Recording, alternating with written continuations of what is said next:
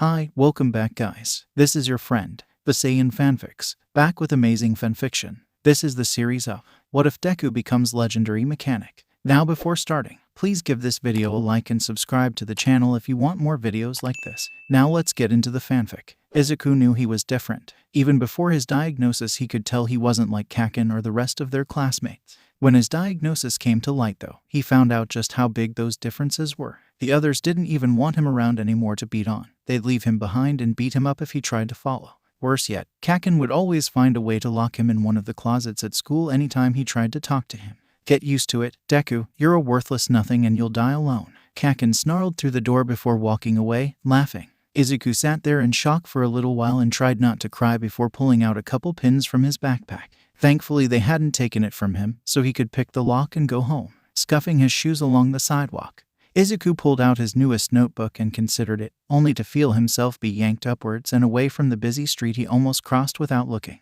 Keep your eyes on your surroundings when you're going somewhere, kid. A gruff voice sighed above him. When Izuku looked, his eyes widened. Eraserhead. Aye, thank you, he gasped, holding out his notebook to a page near the back. I know you don't normally, and it's okay if you don't want to, but can I have an autograph and ask you something? What's the question? Eraserhead asked, not reaching for the notebook but not pushing it away either. Do you think a quirkless person can become a hero? Izuku asked, closing the notebook and getting softer as he spoke. Well, Eraserhead sighed and sat down in front of Izuku, gently tugging the notebook from his hands. I suppose it's possible, with a lot of hard work and dedication. The entrance exam isn't set up with people who don't have strong physical quirks in mind.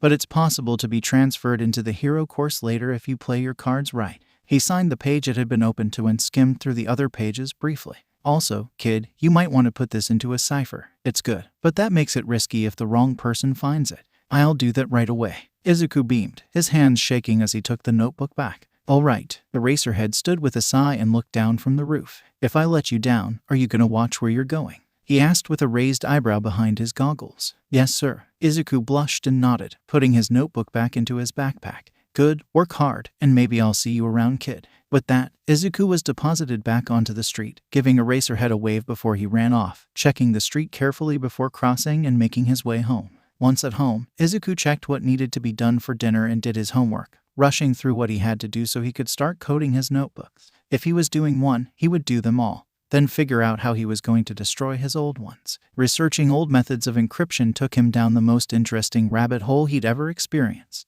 During his research, he discovered an enigma that had never been solved, the Stark Codex, named after Tony Stark, a 21st century inventor whose unique encryption code had never been deciphered. An extremely distrustful man, Stark vocally expressed his desire to keep his blueprints and trade secrets from being used by any governmental body. He put out a challenge to young inventors around the world, stating that one document in particular is the key to translating all of his blueprints and records. He also stated that whomever managed to decipher his code is to be considered his heir with full access to his entire database and other hidden assets. Izuku frowned, thinking for a bit before downloading the file and printing it out. If he managed to do this, he could create his own, similar cipher. If so many people had been stumped by it for so many years, it would be the most logical base for him to use to encode his own notes. The paper pinned to Izuku's wall gained many sticky notes denoting patterns and possible connections in the Stark Codex. A whiteboard next to it held further notes with annotations that corresponded to the sticky notes on the paper. Izuku noticed his mom opening the door to check on him and gave a small wave,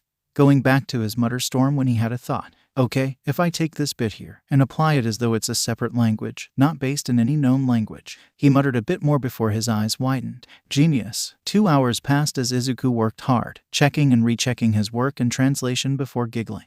He didn't make a cipher, he made a new language and mathematics system. His giggles drew his mom's attention again and he reassured her that he was fine. Mom, can we run to the store tomorrow? I have a project I want to make so I can test if I'm right. Sure honey, I don't mind taking you. I have to get some new work clothes anyway. Inko smiled, her eyes just a bit teary at seeing her son so happy. Thank you. He hugged her briefly before turning to the notebook he'd been using to decipher the parts list so he could make the device meant to test if his translation was correct. Most of this should be pretty easy, and not too expensive, he added, going back into another mutter storm as he calculated the likely cost versus what he had in his bank account. The palm-sized device was a little finicky. It required very precise programming, and Izuku had to check it 6 times before he was satisfied that he'd done it correctly. Once he was sure it wasn't going to completely fail, he plugged it into his computer, made sure the internet was on as instructed, and turned it on. Congratulations. A booming male voice startled a squawk out of Izuku as he fell out of his chair, staring at the hologram hovering over the device he'd built. You managed to. Wait, what was that noise? The voice got a bit softer and almost sounded amused. I forgot there was a mic. Izuku groaned and stood, taking a moment to check over the programming. Did I mess it up? I didn't expect the program to be this responsive. He was muttering to himself. No, you did everything right, or I wouldn't be talking to you, kid. The hologram chuckled and smirked. So, you sound a bit young to have solved something like this. Or am I missing something since I've been pretty isolated for a while? Wait, but how are you? Izuku asked, his frown deepening. You're a computer program. How are you this responsive? That's the best part, kid. I'm an AI based on the original Tony Stark. Izuku stared wide-eyed at the hologram, which did indeed look like the man in his history book. But how? Look, not long before Tony, even the AI seemed confused about how to phrase it. The point being, I'm basically what Tony was like right before he died, with the advantage of regular updates on current affairs while I was dormant on the internet all those decades. Okay, but that doesn't explain why you're talking to me, Izuku asked, picking at his fingernails. I'm just a quirkless nobody. His voice was softer at the end, but a scoff from the AI told him that it didn't go unheard. Look, kid, just because things got wacky with superpowers everywhere doesn't mean that there is any substitute for someone who's intelligent and creative. A sound similar to a sigh came over the speaker, and Izuku could imagine the man pinching the bridge of his nose if he had a body. I managed to be a hero just fine with nothing but my own ingenuity, some elbow grease, and some pretty cool tech. Looks to me like you could get there too if you tried hard enough. Izuku's computer screen glitched a bit and then the hologram nodded. It took you less than 6 months to figure out my code. From the time you downloaded the file to the time you activated this device, less than 6 months. It's been over a century and the greatest minds of each generation tried their hand at it.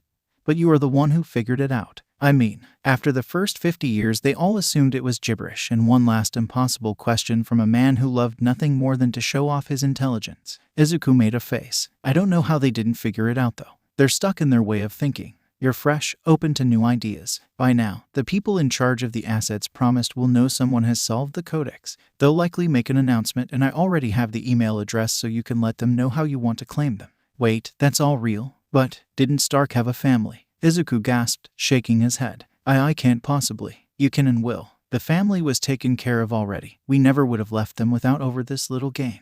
What you're getting is something that was set aside specifically for this very reason. Pepper was aware, and I'm sure she probably told Morrigan about it once she was old enough to know. This is something that was done specifically to take care of the next great scientific mind who might just change the world.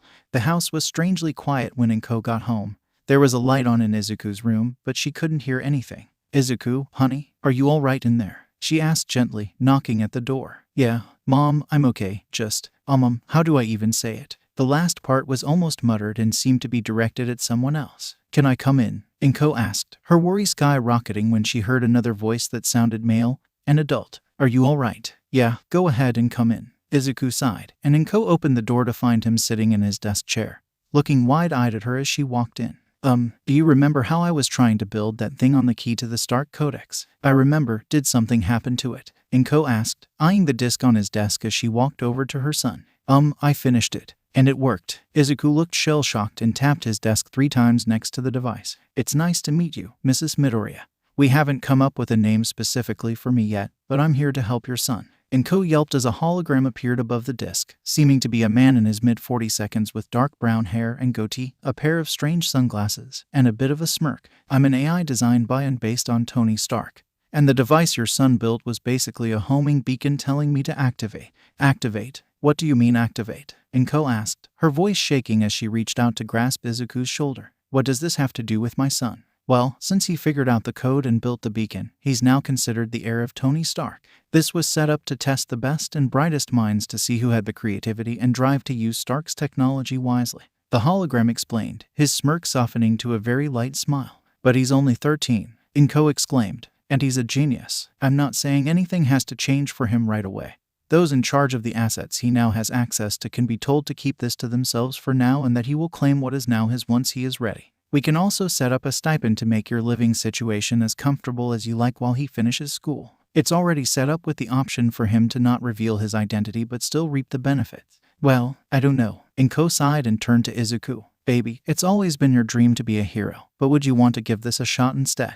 I'm sure a lot of support companies would help you set something up. Izuku took a deep breath, squeezing his mom's hand a bit. I think I need time. Can you let them know that I am considering my options right now and we'll get back to them? Can do, kid. In the meantime, I see that it's about dinner time and you should probably eat. I know how scientific minds can forget to eat properly, so I'll try and make sure you don't fall into the same hole Tony did. That feels strange to say, but I guess I'll have to get used to it. We can figure everything else out later. Thank you. I'll figure out a name for you later, and you can just call me Izuku, he added, smiling even though he knew that the AI didn't have any cameras. Sure thing, kid. The hologram disappeared in both Midoriya's side and then began to giggle. Andrew nearly spit his coffee as he noticed the notification on his computer. Someone did it. Someone solved the codex. He gasped, carefully reading the email that had been sent, taking time to consider their options. What does that mean? An image appeared on his screen, causing him to yelp and knock his coffee over into his lap. Exactly what it says. They want to decide how they feel about the situation at their own pace. The dripping coffee did little to mask the sudden silence as Andrew was confronted with the image of the late Tony Stark in AI form. It's just, how is this even possible? We thought that it was just a ruse, or would become incomprehensible with time. He asked out loud, not bothering to wipe the long-since-cooled coffee from his lap. It took a bright and creative mind. The only thing that could have brought me out of hibernation is the completion of the device that is the key. After several moments, the AI continued. The person who completed the device is considering their options at the moment and will likely take a few days before communicating again, but wanted to alert you that they had, in fact, solved the codex and are aware of the implications. Well, where are they? Who are they? Why do they even need to take time like that? Most people would jump at the chance, Andrew stammered, standing abruptly. They can't seriously be considering turning down such an honor. I have been asked not to reveal any of that information. They are taking the time to process the sudden offer and wish to consider it carefully. The one thing I will say is that they did not solve the codex because they wanted the resources offered. They solved it for the challenge of decoding it, and so they may learn to encode their own research in such a way that nobody else can understand it. They didn't want Tony's legacy. Andrew asked quietly, shocked. I don't know if they're unwilling to accept it, only that their goal wasn't to get it. Andrew sighed and picked up his coffee cup, walking out of the room to get more. This was going to be a long day. Izuku eyed the disc on his desk warily as he sat on the edge of his bed, trying to think of a name for the AI. Hey, I have a question. Go for it, kid. The hologram popped up and was facing generally in the right direction. How did the original Mr. Stark name his eyes? Izuku asked curiously. Usually clever or silly acronyms. But that was how most things were named by my predecessor. It was a fun game to see how obscure they could get without turning into a mess. The AI gave a laugh. I don't know if that's really something I'm up to. Izuku sighed and thought for a few moments. What if I simply called you Phantom? As in Phantom Limb, since you're kinda like the last little bit of Mr. Stark. I like it, kid. Puns and wordplay are pretty fun too. The newly dubbed Phantom grinned and then tilted his head. Do you know what you want to do, or do you want to sleep on it? I don't know if I can sleep, Izuku admitted, running his hands over his face. Well, I could always help you put an app on your phone so we can talk while you're out. You don't have the time to make an earpiece right now, but I doubt you'd be allowed it at school anyway. That sounds good. Besides, the earpiece would probably get busted anyway. Izuku grumbled, moving to his desk again and pulling his phone over to his laptop. Why's that, kid? Don't worry about it, Phantom. It's nothing I can't handle. Izuku tried to brush the AI off, but the face turned serious and the sunglasses suddenly disappeared, and a pair of intense brown eyes that almost seemed to look through him. Izuku, I need you to tell me what's going on so I can give you ways to deal with it. I'm Quirkless. Phantom, since you have access to the internet, I'm sure you know what that means. Izuku sighed. Will the app let you listen in on what's happening around my phone? Only if you give me that permission. I'm not here to spy on you. Phantom sounded resigned, like he knew exactly where this was going. Let me download it. I'll leave that option on, but don't try to do anything. I can promise you it won't help. Izuku followed the instructions on his laptop screen to download the app and check the settings and such before turning his screen off. I mean it though. Not even messing with anything on the internet or with my classmates' phones or records? Got it. I promise to behave myself, but I'm getting a little worried here, kid. The eye's voice reflected his words and the brow of the hologram furrowed in thought. Wait, are your teachers doing nothing about whatever is going on? Izuku snorted and risked the students with strong quirks not having the chance to be heroes. Like they care enough about some quirkless nobody for that. Izuku, you aren't nobody. Phantom sighed again and shook his head. But I understand what you mean. Does your mom know? Izuku shrugged before remembering the AI couldn't see him. She knows that they tease me, but I don't want to worry her. Alright, but if it gets bad, you need to tell her. Get some sleep, kid. I plan on making sure you have better habits than Tony did for taking care of yourself. Okay, Phantom, good night. Izuku yawned loudly and curled up under his covers after plugging in his phone. I'm glad I figured out the code. His voice trailed off softly as he drifted off to sleep. Good night, kid. I'm glad too. Phantom answered gently into the now silent room. Izuku fiddled with his phone as he walked to school. Remember, don't interfere, you promised. He muttered as he checked the new app that was just labeled TS. On screen, words scrolled by, I keep my promises, but if I don't like what I hear I will be recording it. With a groan, Izuku shoved his phone into his pocket before he was tempted to turn off the feature that let Phantom listen in. Here we go. Thankfully, he was early and made it to class before anyone else and could settle into his desk with his fresh new notebook that he was beginning in the code. Once I knew what it was, it's really not that hard. Izuku chuckled, talking both because he knew Phantom was listening and because he just wanted to express his excitement. What the fuck are you doing, nerd? Izuku flinched as Kaken barged into the room. Jay just writing, Kaken. He kept his face down but was watching from the corner of his eye, flinching back a bit more just in time to only catch a glancing blow to the back of his head as Kaken smacked him with his bag on the way to his seat. Kaken grumbled but didn't pursue it any further after a sneer down at his notebook that resembled a bunch of gibberish. The rest of class was relatively peaceful, since it was the end of the school year and everyone just wanted to get it over with so they could be one step closer to high school. Izuku continued to use the code for the rest of his notes in his personal notebook and finished the worksheet that probably wasn't meant to be taken seriously before class ended. Well, that wasn't as bad as I expected, but why did you run home so quickly? Phantom asked as Izuku put his backpack down. I wanted to get a head start on putting all my old notebooks into code, Izuku said excitedly, not bothering to hide how his hands shook at the close calls from Kaken and the others on the way home. He didn't want Phantom to do anything drastic about his bullies, so he was glad he'd managed to evade them. You've talked about them a lot. What are they about? Hero analysis, Izuku explained, bringing out his most recent one that Eraserhead had seen. They're why I started looking into how to make a code. I analyze the quirks of heroes and other people around me. I usually write up how they could utilize their abilities better and what they might want to cover as far as weaknesses, which is why I should probably put them into code and burn the originals. He chuckled self-consciously. I ran into a pro hero recently who said it might not be a good idea for other people to see them since it might cause problems for the other heroes. I mean, whoever that was isn't wrong. I'm sure if they recognized anyone in the book they'd probably be worried for their safety. Phantom's holographic head nodded briskly. That's pretty much what Eraserhead told me. He signed my notebook, and when he saw the other pages he said that it might not be a good idea to let that be anywhere other people could get to it. Izuku sighed again and shook his head. Most of my classmates think it's useless and stupid, so I didn't think it was a big deal. But if Eraserhead thinks it's worth keeping safe, I trust he wouldn't lie.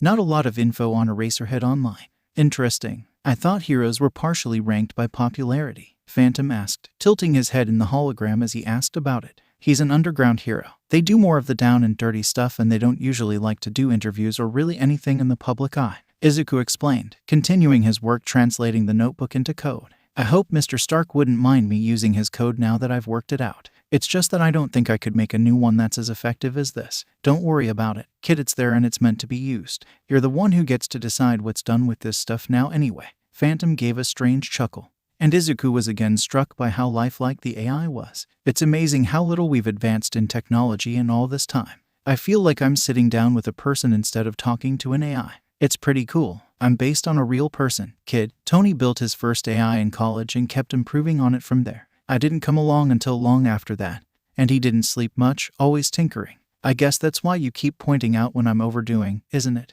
Izuku laughed and stretched his hand. Exactly. Speaking of, do you know what you want to do yet, kid? The people back at the office seemed a bit shocked that you weren't leaping at the chance to be recognized. Phantom laughed and shook his head again. I don't think I want an official announcement yet. I'd like to keep who I am quiet, Izuku muttered, pausing a bit as he wrote in a few more details. But I wouldn't mind a private meeting with one of the people in charge to organize everything and get the details. We can do that. I was planning on applying to UA for high school. I think I'll still do that, Izuku added, closing the old notebook and setting it aside. But I think I'll have a backup plan, since I don't know what the hero course entrance exam is and I'm not sure if I'll be allowed to bring tech with me. That sounds like a smart idea, kid. What course are you planning to use as your backup? I'm not sure yet. Either general studies or maybe support, he answered, standing up and pacing the room a bit. If I get good enough and learn enough from the Stark blueprints and designs, it shouldn't be too hard for me to come up with my own support items to help the heroes, and possibly I can transfer into the hero course at the sports festival.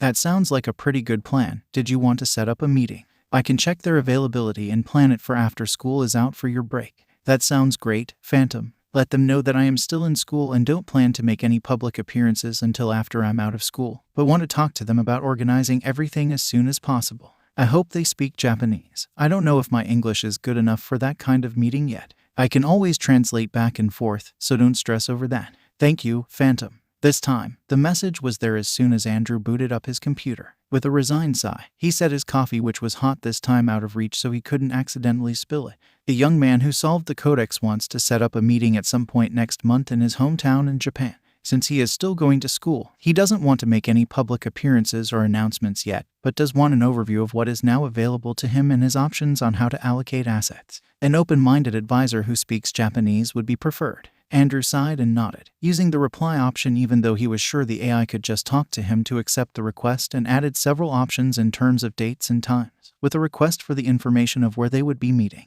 A Japanese kid. He sighed a bit, retrieving his coffee and sipping it slowly. Makes sense why he needed time to think about it then. Andrew set his coffee in its usual place this time and added his own personnel profile to show who would be at the meeting, with a quick note to say that he did speak Japanese and looked forward to meeting with the boy. Well, kid, I have good news, Phantom announced, startling Izuku, who was elbow deep into his third notebook translation. What's that, Phantom? If you check your computer screen, they sent back a selection of options for meeting times and dates, along with a file to show you who you will be meeting with. Great, Izuku grinned, checking the message only to frown. The only problem is, I'm not sure if Mom will be okay with me meeting with them if she isn't there. You could always ask when she has the time off, or I can let them know it needs to be a specific date. I'll see what she says when. Oh, I think that's her, Izuku said, hearing the door to the apartment close. Thank you, Phantom, I'll see what she says. Izuku, I stopped for ramen on the way home, I hope you don't mind, Inko called, switching to her house shoes as she balanced the takeout carefully. Taking the bag from her, Izuku thanked his mother and gave her a kiss on the cheek. That sounds great, Mom. I wanted to ask you something about the Stark thing I'm getting. Sure, sweetheart. What's on your mind? Inko asked as she went to get the table set. I let them know that I was still in school, but if one of them wanted to come have a meeting with me during the break, we can start figuring out what we're doing with all of it. Izuku played with his fingers as he sat at the table. They sent back a list of dates and times to see what works for us. Well, honey, I don't know if I can make it to any of these times, but if you want to, maybe we can see if someone can go with you, Inko offered. I know Phantom would be with me, but they also sent the info on the person who would be coming to the meeting, so we could always just check him first and I can go mostly by myself, Izuku suggested, not daring to look up at his mother. Phantom, is that what you're calling the AI? Inko asked, getting a nod from him in return. Why don't you bring Phantom out here and we'll talk it over after I ask some questions? Okay, Mom. Izuku went to his room, briefly explaining the conversation to Phantom before he brought the laptop and disk out and putting it at the kitchen table. Now, I need to know something before I agree to this meeting. What are your priorities, Phantom? Inko asked shrewdly, giving Izuku his ramen and putting hers by her seat. I'm not entirely sure what you mean. I'm sure you're aware of how a mother wishes to protect her child. I want to know if I can trust you to keep Izuku safe and alert the authorities if something goes badly at the meeting, Inko said bluntly, setting her cup down sharply. Mom, Izuku mumbled, turning a bit pink. I see. My first priority is Izuku. He has earned the right to decide what he wants to do with these assets, and I wouldn't let anyone take advantage of him or harm him in any way. I plan to keep a close eye on the meeting and make sure he is taken care of with the best advice that can be given. I also already ran a background check on the man who will be coming to the meeting, and he comes up clear, with good records and no worrying discrepancies in his record that might indicate favoritism. He appears to be a hardworking man who takes his job seriously, and I don't see any signs of bad business practices. How long were you dormant for, Phantom? How up to date are you with society and Japanese law? Inko asked, looking less intense, but still determined to know all the details. I have been mostly inactive since Tony Stark died. However, I received updates on major political, social, and economic shifts at least yearly, with the occasional unscheduled update if something major happened. Izuku looked up at his mother and noticed that Phantom's sunglasses were gone, and he had a politely amused look on his face. I am well aware of Izuku's quirk status and have taken that into consideration, Phantom added gently, the amusement fading from the hologram's face. I will let him decide when he tells them, but from what I can tell based on their records, they would not react badly to the knowledge, maybe with a bit of surprise, since they believed the codex could not be solved, but they would not treat him badly because of it. Inko stiffened when Izuku's quirk status came up, but slowly relaxed as Phantom continued to speak. All right then, if you monitor the meeting and make sure my baby is safe, Then I don't mind Izuku going without an adult present. Thank you, Mom. Izuku laughed and reached over to hug her, an excited light in his eyes. I think I'll do the meeting on the second date they listed. The time is fine. There is a cafe with a meeting room on Might Avenue. Have them meet me there. You got it. Phantom's head tilted down and the sunglasses moved to show him wink before going back to where they were. In between giggles, Enko cast a curious look at Izuku. I didn't expect a computer program to be so expressive. You said he's based on how Stark acted. Yeah, apparently he wanted to keep an eye on whoever figured it out, and this was the best way to do that. Izuku explained. Phantom is an AI, not a computer program though. It's a little different. He's meant to assist me and learn the best way to do that. Well, if anyone else had figured out the codex and made the disc, it would have been them, but the boy blushed and trailed off, unsure how to complete his thought. Don't sell yourself short, kid. I've been checking the internet and apparently a number of people tried before you. A few think tanks tried their hand on it too, and none of them ever came close. Phantom interrupted, grinning. I'm impressed that you were able to figure it out. And so quickly. Hell, it took Tony a good 2 years to perfect the code, and he was the one who made it. I did have another question, though. Enko tapped the table thoughtfully. You're based on Stark. You have some of his knowledge, and I'm pretty sure the face you're showing us is his, correct?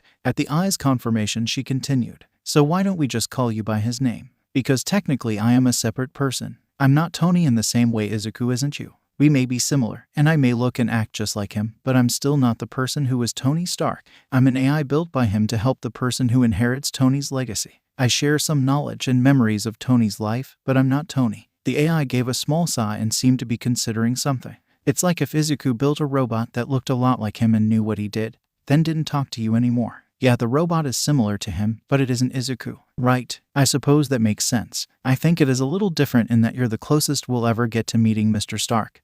But I see your meaning. Izuku got a sad look on his face and played with his fingers again. Phantom, did you ever check in on his family? No, but then again, they have a separate AI to take care of them. His smile looked a bit sad. Tony made sure that his family would be okay as long as they didn't do something incredibly reckless, and there were a couple eyes in charge of helping them manage everything. Okay, Izuku looked at his bowl and sighed. Mom, I think I'm done, so I'm going to go work on my notebooks a little more before bed, okay? Of course, honey, don't stay up too late. Enko cleared their dinner and put the leftovers away. I love you. I'll make sure he doesn't. I don't think it's a good idea for him to follow Tony's habits. The AI chuckled as Izuku gathered up the laptop and disk. I love you too, Mom. Good night. The next few days of school blew by, with Izuku managing to condense his 13 notebooks into just 10 full ones and the partial one he had just started. He wasn't sure what to do with the originals, so he just boxed them up and hid them in his closet for now, packing a few older manga that he hadn't read in a while around them to disguise the other contents of the box.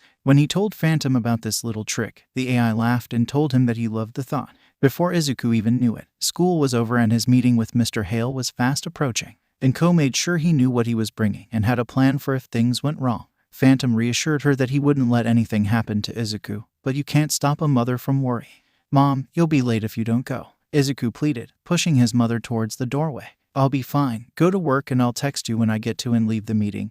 Then once I'm home. Okay, just be careful. Enko sighed and kissed Izuku on the top of the head before putting on her shoes and leaving. Don't forget to lock up on your way out. Love you, good luck. Izuku sighed. Love you too, Mom. Have a good day at work. With that, he was left with the AI and 2 hours to kill before he needed to be on a train to the cafe the meeting was going to be.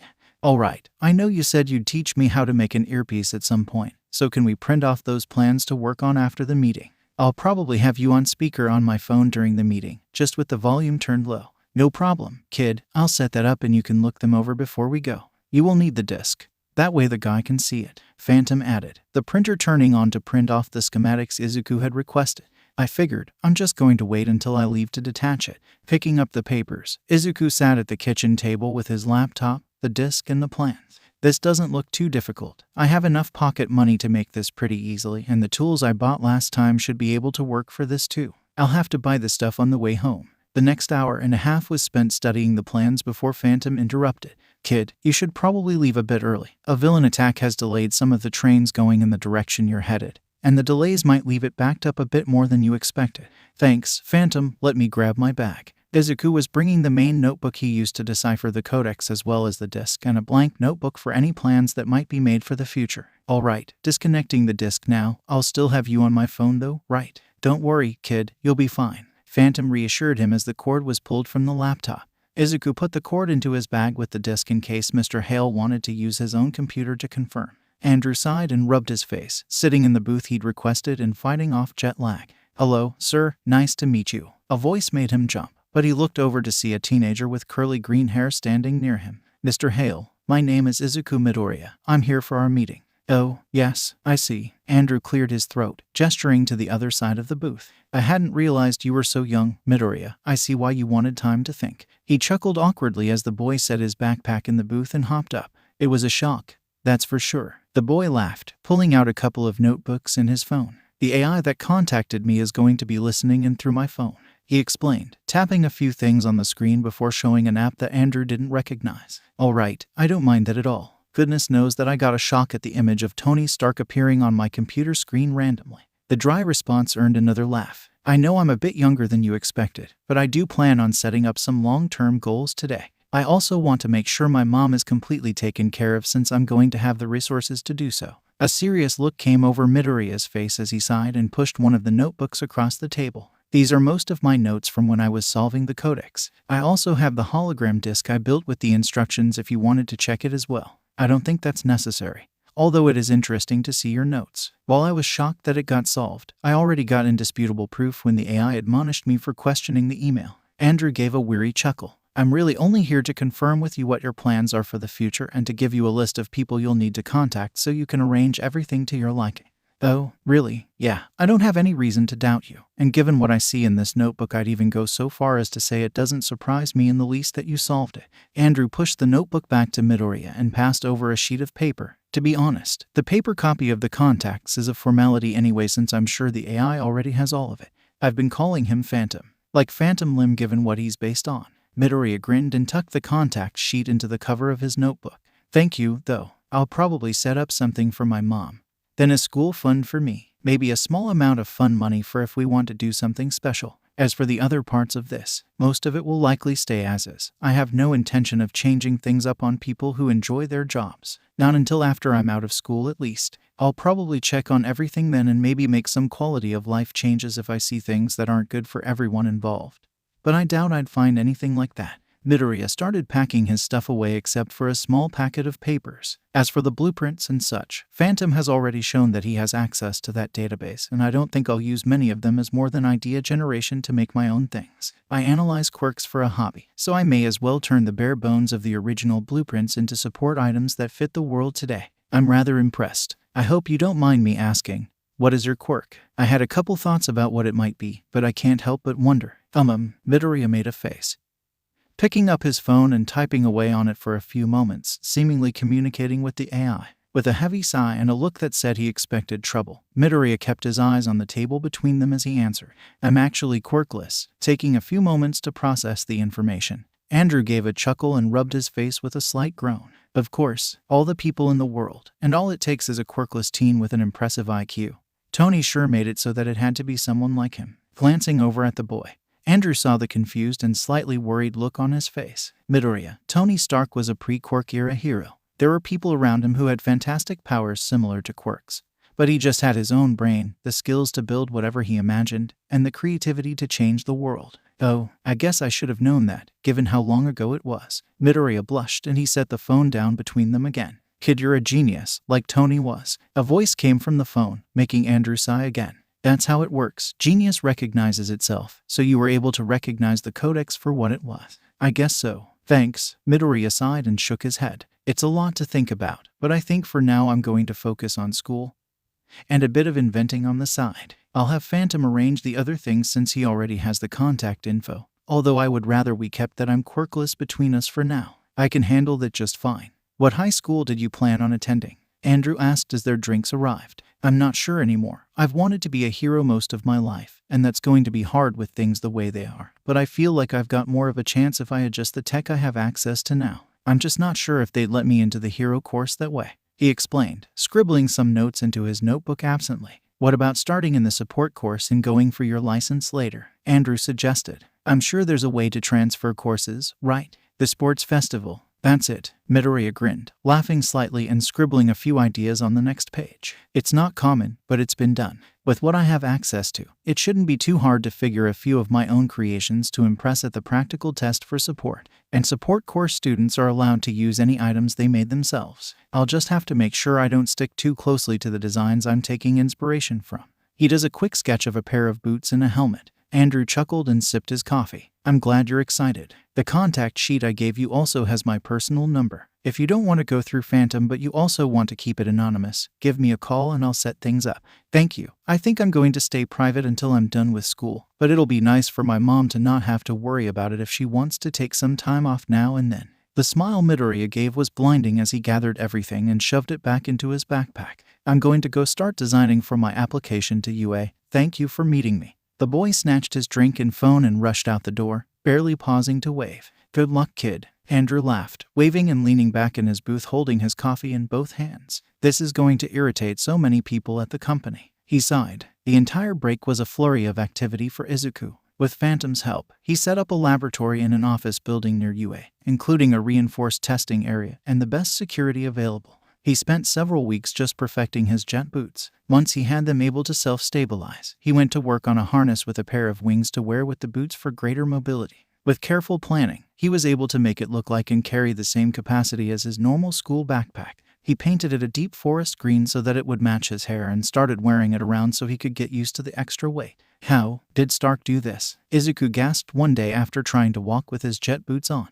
Tony worked out almost as much as he invented, kid. One of the few habits he had that was relatively healthy. Phantom explained, his voice seeming amused. Now that I've gotten a good look at you, kid, you're a string bean. Fair enough. Izuku sighed. I've always been more of a runner and analyst than a fighter, but if I really want to do this, I need to be able to do both. See about getting a gym set up in one of the meeting rooms here. And let's set up an exercise plan to see if I can't get some sort of progress by the middle of the next semester. No problem, kid. I know just who can set that up. I'm going to suggest you take a few days off while it's being set up. I can let them in and make sure they don't do something stupid while you spend some time with your mom and just relax a little. Yeah, that sounds great, Phantom. I'll clean up, then I'll head out for the day. I do want to do a couple smaller projects at home before the school year starts though. By the time Izuku was finished with his first semester of the next school year, he knew exactly what he wanted to present to UA for his entrance exam. He'd taken to wearing the wings and his earpieces to school every day. Once he finished the ones that you couldn't even see, his muscle mass had improved significantly, although he would always be on the slender side. He'd taken up Parker in the time he'd spent training and now took to the rooftops whenever he wanted to get away from his classmate.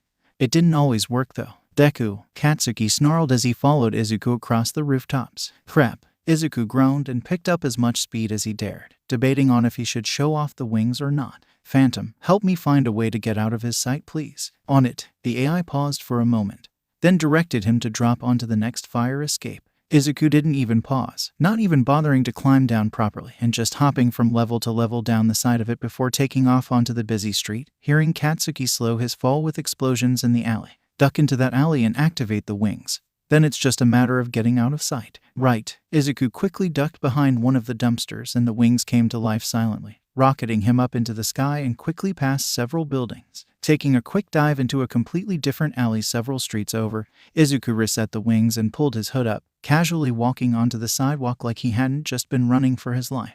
Thanks, he sighed, correcting his path to go to his shop instead of home. Text mom to let her know I'm going to get a few things done at the lab before dinner. Can do. Hey kid, let me ask you something. Phantom seemed perplexed, as the gates opened automatically for Izuku. What is it? Why don't you just fight back? You've been training hard. You've been taking all those martial arts classes. Hell, you've got tech that could render his quirk useless. Why run when you could fight? Well, for one, I'd get in trouble. The teachers already get mad if I fight to get away when they grab me. Imagine what it would be like if I actually won a fight against their prize student.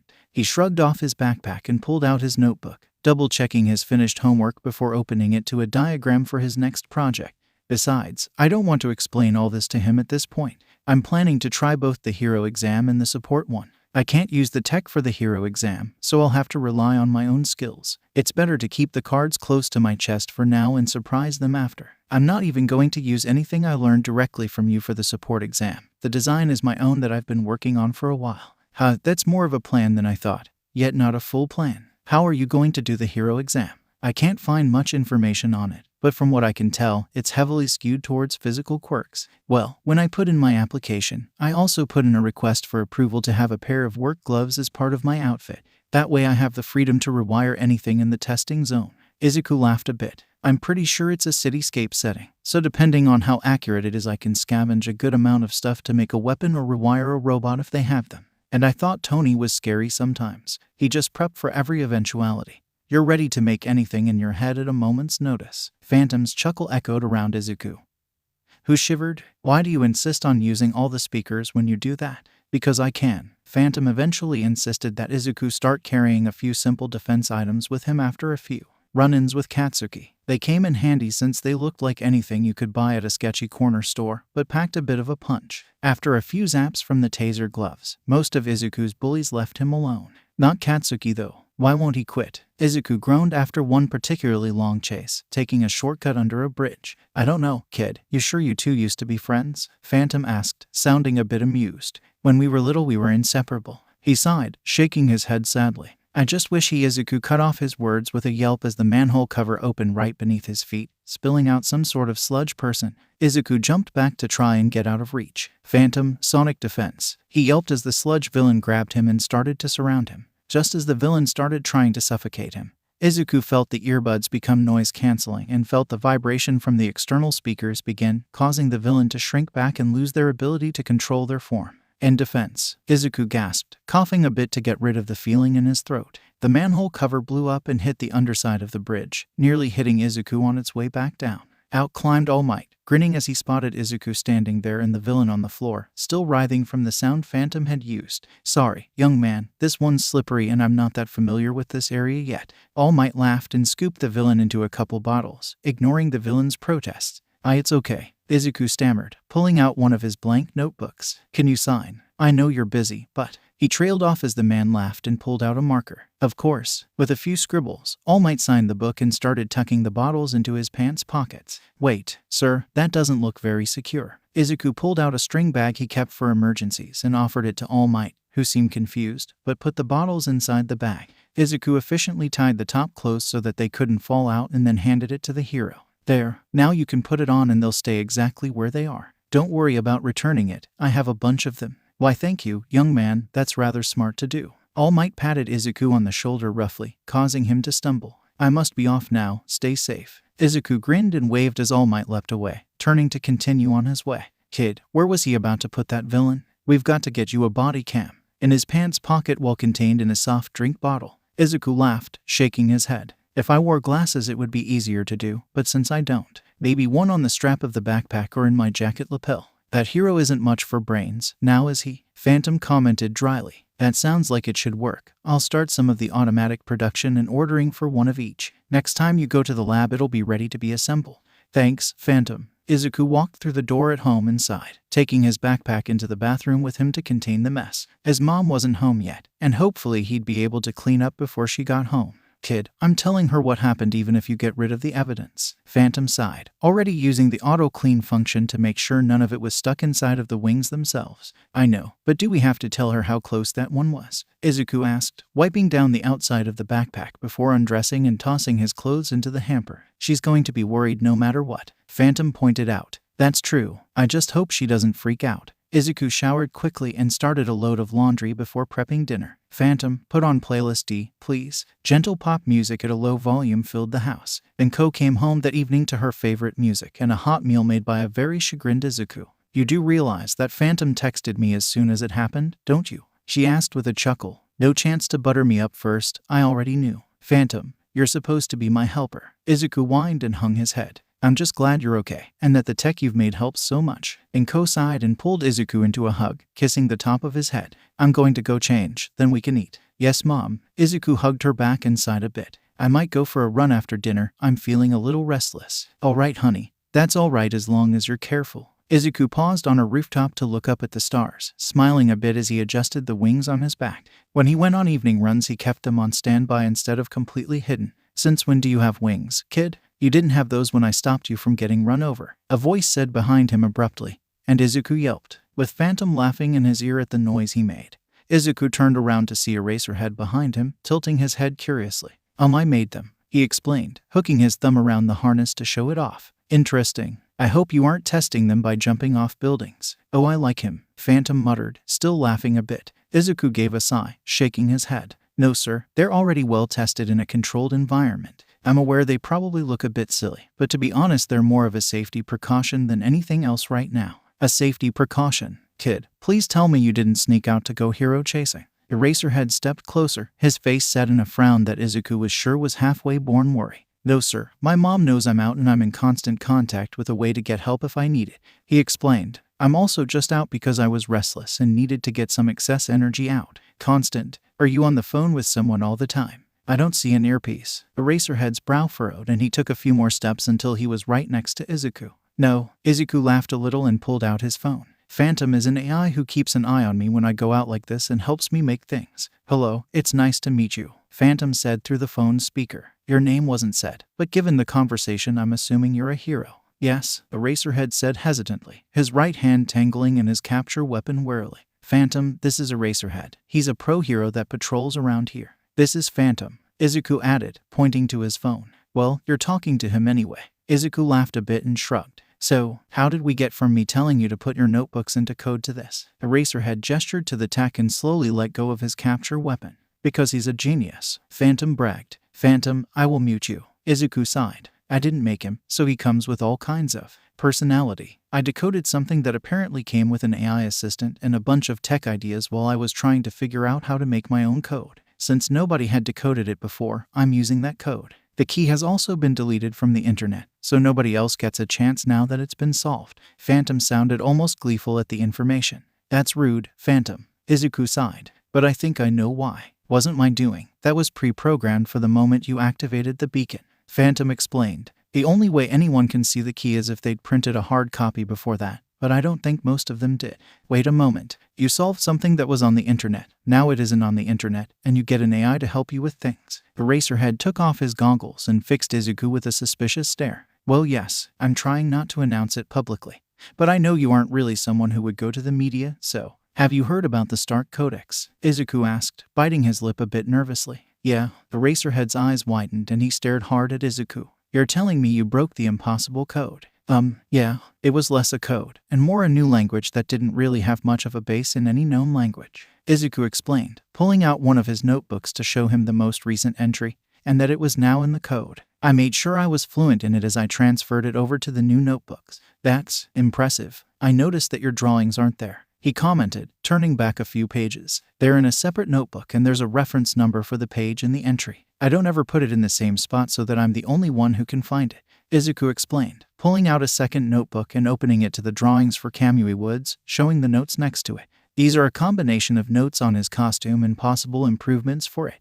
I also hide the page code in that section as well. After looking through the sketches a little more, Eraserhead has Izuku put the notebooks away. Just be safe getting home, okay? Yes, sir. Izuku grinned and tucked his phone back into his pocket. Have a good night, sir. Be careful out there. With a parting wave, Izuku dashed for the edge of the roof, leaping across the gap and continuing on his way home. The entrance exam was fast approaching, and Izuku was both excited and nervous. His request to have his gloves was approved, which eased his mind, although he would miss having Phantom's voice advising him. You'll do fine, kid. We'll have to design some sort of noise-canceling mask for your muttering, though.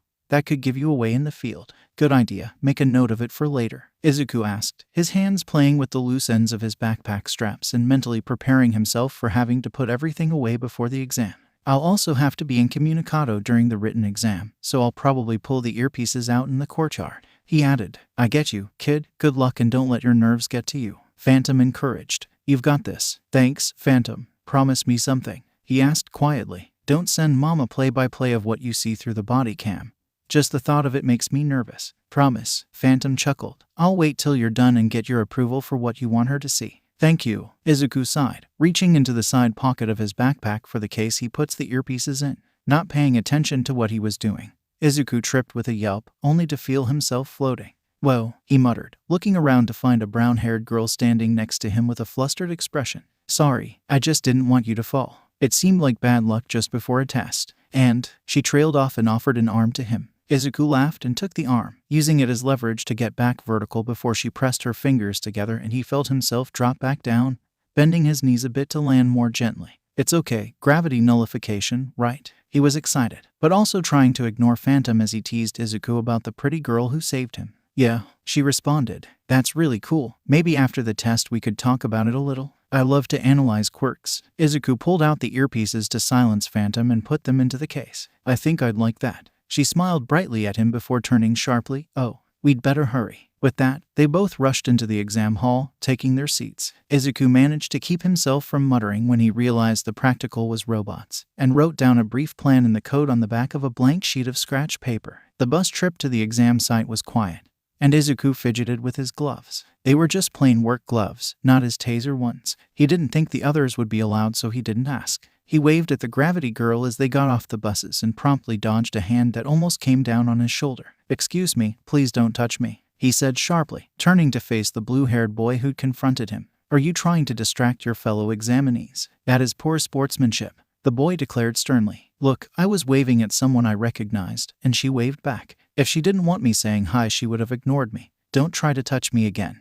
That was rude and I don't know you, Izuku said firmly, shouldering his way through the crowd to the large doors into the site. When the doors opened, Izuku took off, hearing Present Mike comment about there being no countdowns in real life to the others, who swiftly ran after him. Spotting a robot, Izuku quickly dashed up and swung himself onto its back, pulling away a panel with the reinforced fingertips. He quickly pulled the wires and deactivated the bot, scoring a point before moving onto a bit of rubble, pulling out a metal pipe that wasn't too long for his short stature. He ran along, deactivating a handful of other bots before quickly yanking a girl out of the way of a chunk of debris falling from a nearby building. You okay? He asked, looking her over for injuries. Be careful, he added as she nodded before taking off to a nearby robot. A few minutes later, Izuku felt the ground rumble beneath his feet and groaned at the sight of the zero-pointer. An obstacle, he called it. He snarked, too used to Phantom being in his ear to remember that there would be no answer. He went to run away from it, but spotted the girl from earlier trapped under some rubble. Rushing over, he quickly used his pipe as a lever to lift the chunk of concrete off of her. Get away as well as you can. I'm going to see what I can do about that thing, he told her, irritated that they'd let her get that badly hurt without a teacher stepping in. Izuku tore off towards the zero-pointer, quickly jumping up to the joint where the treads met its body and finding a loose panel that was dented like a piece of concrete had hit it. Perfect. Once inside, Izuku quickly climbed the assorted wiring and other mechanisms, nearly getting his fingers crushed a couple times before he made it to the central control unit and just ripped the entire thing away. Feeling the motion stop, he sighed with relief and made his way down and out of the robot, finding the girl a few yards away from the robot, leaning heavily on the wall and looking a bit green. Are you okay? He asked her, carefully grabbing her arm on the same side as her injured leg and helping her walk. I think I will be, but I'm pretty sure my leg is broken, she explained. Thanks for stopping it. I don't think I could have done too much more. They called times up while you were still inside. I figured. I just pulled the control panel inside of it and left. But it wasn't easy to get to, Izuku explained. I'm Midoriya Izuku, by the way. Uraraka Ochako, she answered, giggling slightly. A pair of robots with a stretcher met them partway down the street and instructed her to lay down on it. Want me to come with you? Izuku offered, walking alongside the stretcher towards the exit. Sure, we can talk quirks if you want to, she offered, grinning to him. That sounds nice, Uraraka. Izuku followed her to the infirmary tent and stood aside quietly while Recovery Girl checked her. Broken in 2 places, on top of quirk exhaustion, she tusked, giving Uraraka a kiss on the forehead before turning to Izuku. And you, are you injured? Not really. Izuku shrugged and took stock. A couple bruises here and there, but nothing major. Most of those are from flying debris from the more enthusiastic people. He chuckled a bit, waving a hand. I'll be fine in a day or two, so don't worry about me. Recovery Girl huffed a sigh and handed him 2 packets of gummies. One for you, one for her when she wakes up. This is an infirmary, so keep things calm. She gave him one last curious look and walked away, tending to other injured kids. It only took 10 minutes for Uraraka to be awake, and they chatted with each other for a little while about her quirk and how it worked. Once she felt a bit better, they walked to the gate together, and Izuku put his earpieces back in as they walked. Oh, I noticed those earlier. Do you mind if I ask what they are? Uraraka asked curiously, tilting her head. Just something for me to hear notifications and stuff from my phone. That way I don't bother anyone else with having the volume up. It was a lie, but Izuku didn't feel comfortable telling her the truth yet. That's neat, she giggled, continuing to talk to him about what she hopes the school year will be like if they both get in. You did good, by the way, Phantom commented in Izuku's ear. I'm not sure about if I'll get in, but I'm applying to the support course too, so maybe I'll see you at lunch or something. He offered in answer to both of them. I didn't get that many points. Most of the others were much faster than me. I bet you did great. Oh, Uraraka stopped at the gate and rummaged in her bag. I left something in the locker. I better go grab it. Thanks again for helping me. She waved and turned to rush back into the school, still waving until she nearly fell from not looking where she was going. The day of the support course exams. Izuku took 3 designs that he knew he could make within an hour or so and 1 design that took him longer to make but he already had completed. With the written test completed, he set his backpack down gently on the table in the room for his practical. Hello, it's nice to meet you all. He forced some false confidence into his voice as he looked over the others in the room. Izuku presented a pair of goggles that were an upgrade to the ones Eraserhead used, with thermal imaging and recording capabilities. He also showed off the jet boots which he was wearing and the sonic defense system that had saved him from the slime villain. I do have one other item that takes a bit longer to make than these do, but I have a challenge for you. This had been Phantom's idea, but Izuku knew it would be fun to see what they said. What would that challenge be? Power Loader asked, leaning forward to stare Izuku down. I have another support item in this room. I want to see if you can identify which object is the item and if you can figure out what it does. Izuku shrugged, emptying everything out of his backpack and setting it all out on his workbench. I enjoy a challenge. Do you mind if I get a closer look? Izuku stepped back from the bench and gestured for him to feel free. After several minutes pass of the pro hero looking over everything on the desk and then walking around Izuku himself, he crossed his arms. Your coat. I can see some sort of device on the back that seems to attach to something. Partially, yes, but the coat doesn't actually do much by itself. Izuku stepped over to his backpack and turned it over, pointing to the attachments there. It works with this. Putting the backpack on, he presses a button inside one of the straps and the straps turn themselves into a 5-point harness. Wings, stand by. At his command, the backpack transforms into a pair of folded wings with a few small engines between them. Izuku turned slowly to show them off, issuing the command, extend, while his back was turned to show the wingspan. I don't actually need the voice commands, but I figured that if it happened without warning it wouldn't be as effective. He grinned as the wings folded and the backpack returned to its former appearance. I must say, I wasn't expecting that. I take it the schematics are also in the packet you gave me. Power Loader stepped forward and examined the harness as it retracted.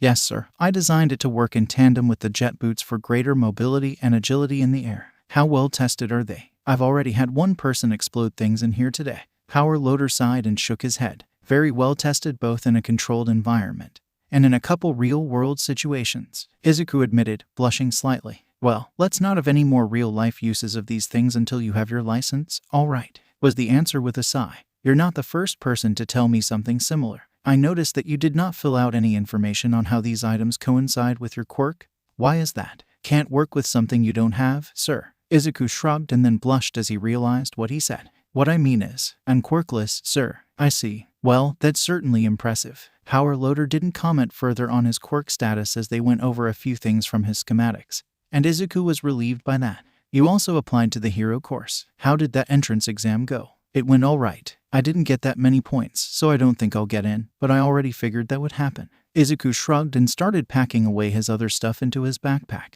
Why an item for Eraserhead? The man asked as Izuku paused over the goggles. Because he encouraged me once, and if he hadn't I think I would have given up. Izuku smiled sadly. Being quirkless, well, you get a lot of people who think you can't do things. But he said that if I worked hard enough, I could accomplish my dreams. Besides, his quirk isn't combative and he does really well as a hero. So why can't I? Izuku stared down at the letters, his anxiety burning in his chest as he considered that both might be rejections. Kid, just open them. Phantom instructed with a sigh of static in his ear. Just because you can't have nerves, he muttered back, picking up the letters and ripping both of them without reading either at first. The news was both worse than he'd hoped and better than he'd feared. He didn't make it into the hero course, however. He got top marks in the support course entrance exams. Okay, I can work with that. I kind of want to get a dual license anyway, so I guess it works. Well, kid, that doesn't tell me much since you aren't wearing your jacket or backpack. Sorry, Phantom. I got into the support department, but not heroics. It doesn't tell me the score on that exam either. He frowned in confusion, checking the envelope for additional information and finding none.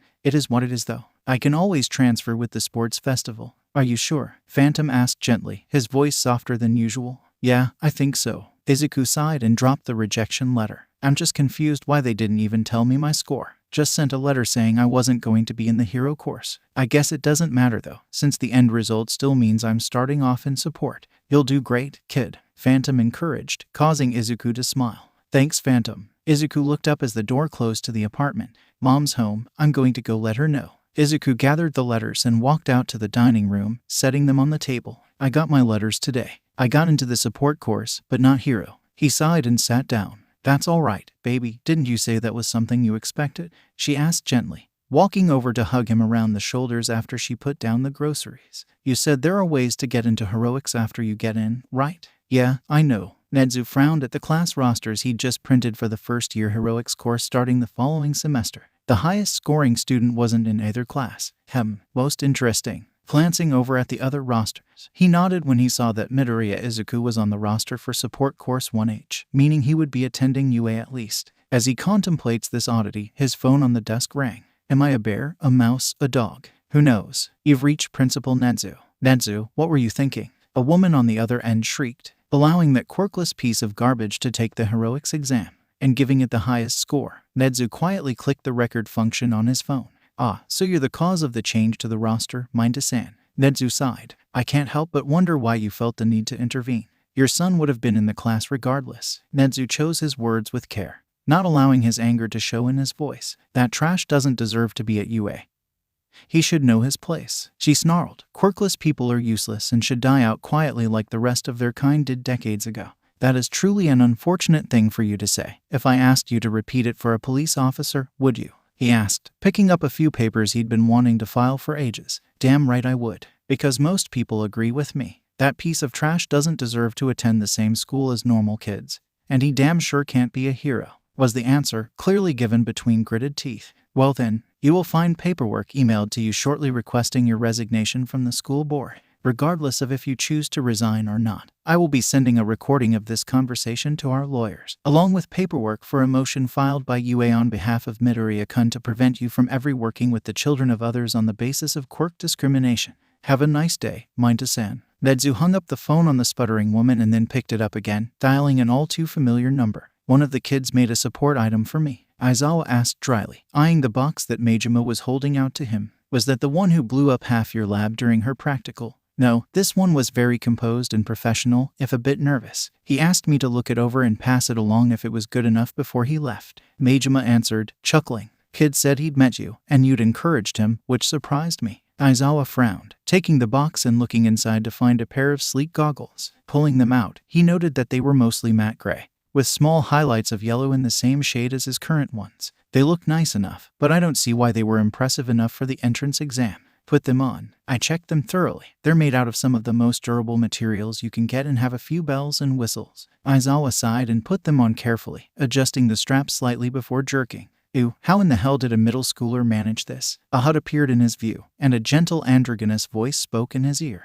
Welcome. Please state your designation to begin activation protocols. Eraserhead, he said hesitantly, feeling the sides of the goggles to try to find the source of the voice. There was a small node that rested just above his ear, and when he touched it, the volume of the voice raised and lowered slightly with his movement. Welcome, Eraserhead. Please stand still or sit down as startup commences. The voice answered. Then a few of the icons turned green while others dimmed but did not disappear. Would you like an overview of the features? Aizawa gestured at JSL what the hell at Majima, much to the other man's amusement before answering. Yes, very good. There are retinal scanners to follow your line of sight so that you may select options silently while on patrol or in stealth situations.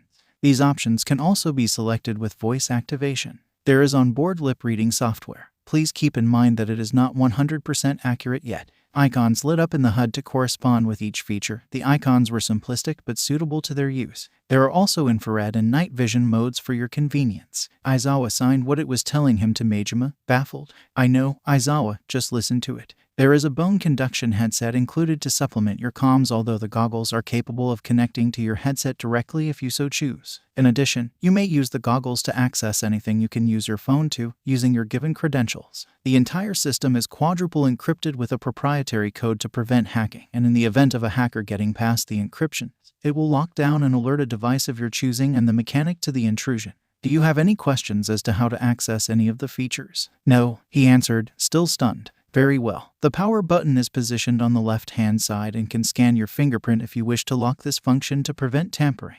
There is also a fingerprint scanner on the right for you to log prints when setting the locks. Passwords can also be set in the main HUD if you wish to use an alphanumeric one. Thank you for your time and enjoy. Aizawa reached up and turned the goggles off, removing them slowly. With the actual fuck. I know. Just imagine, he's in the same class as the girl who blew herself up. Majum aside, I double-checked it all. It's industry grade. Have you done a check to see if he had help? I did. From what I can tell, the only help he had is that he's funded by Stark Industries and used their material resources, but they didn't have anything like this that they were using. Aizawa groaned and rubbed his face. I know exactly which kid this is now. Wait, he did the heroics exam too. I saw him. Inko jumped slightly at the knock on the door. Izuku, are you expecting anyone? She called into the apartment, causing her son to pop his head out of his doorway. No, why? He asked, slowly stepping further out into the hallway, tapping his earpiece. Phantom, anything to add? Pausing for several seconds, Izuku sighed and shook his head. Well, you're no help right now, are you? Inko snorted her amusement at her son's ever-growing sass the longer he spent with the AI and went to check the peephole. Can I help you, sir? She called through the door, raising an eyebrow. Yes, ma'am, I'm Eraserhead, a pro hero working with UA. I saw your son's entrance exams and wanted to speak with him if possible. A gruff voice from the other side of the door answered. Inko glanced back at Izuku, getting a small nod from him with a look of confusion. All right then. She carefully unlocked the door and opened it slightly. May I see your license? One can never be too careful. The man gave a brief nod, showing her the requested hero ID before tucking it away carefully. I wanted to discuss the entrance exam with your son now that the letters have gone out. Well, it sounds like this conversation will be interesting. Tea, coffee, she offered, locking up behind the man. Coffee would be nice, he sighed, rubbing his chin slightly in thought before pulling out the goggles Inko recognized as being Izuku's project. Care to explain these? He held them out towards Izuku, who took them with a small sigh. I knew the ones you currently use are the ones you debuted with, so I figured they were mostly for protecting your eyes and disguising when you're using your quirk. You may want to also tie your hair back since it's also a tell.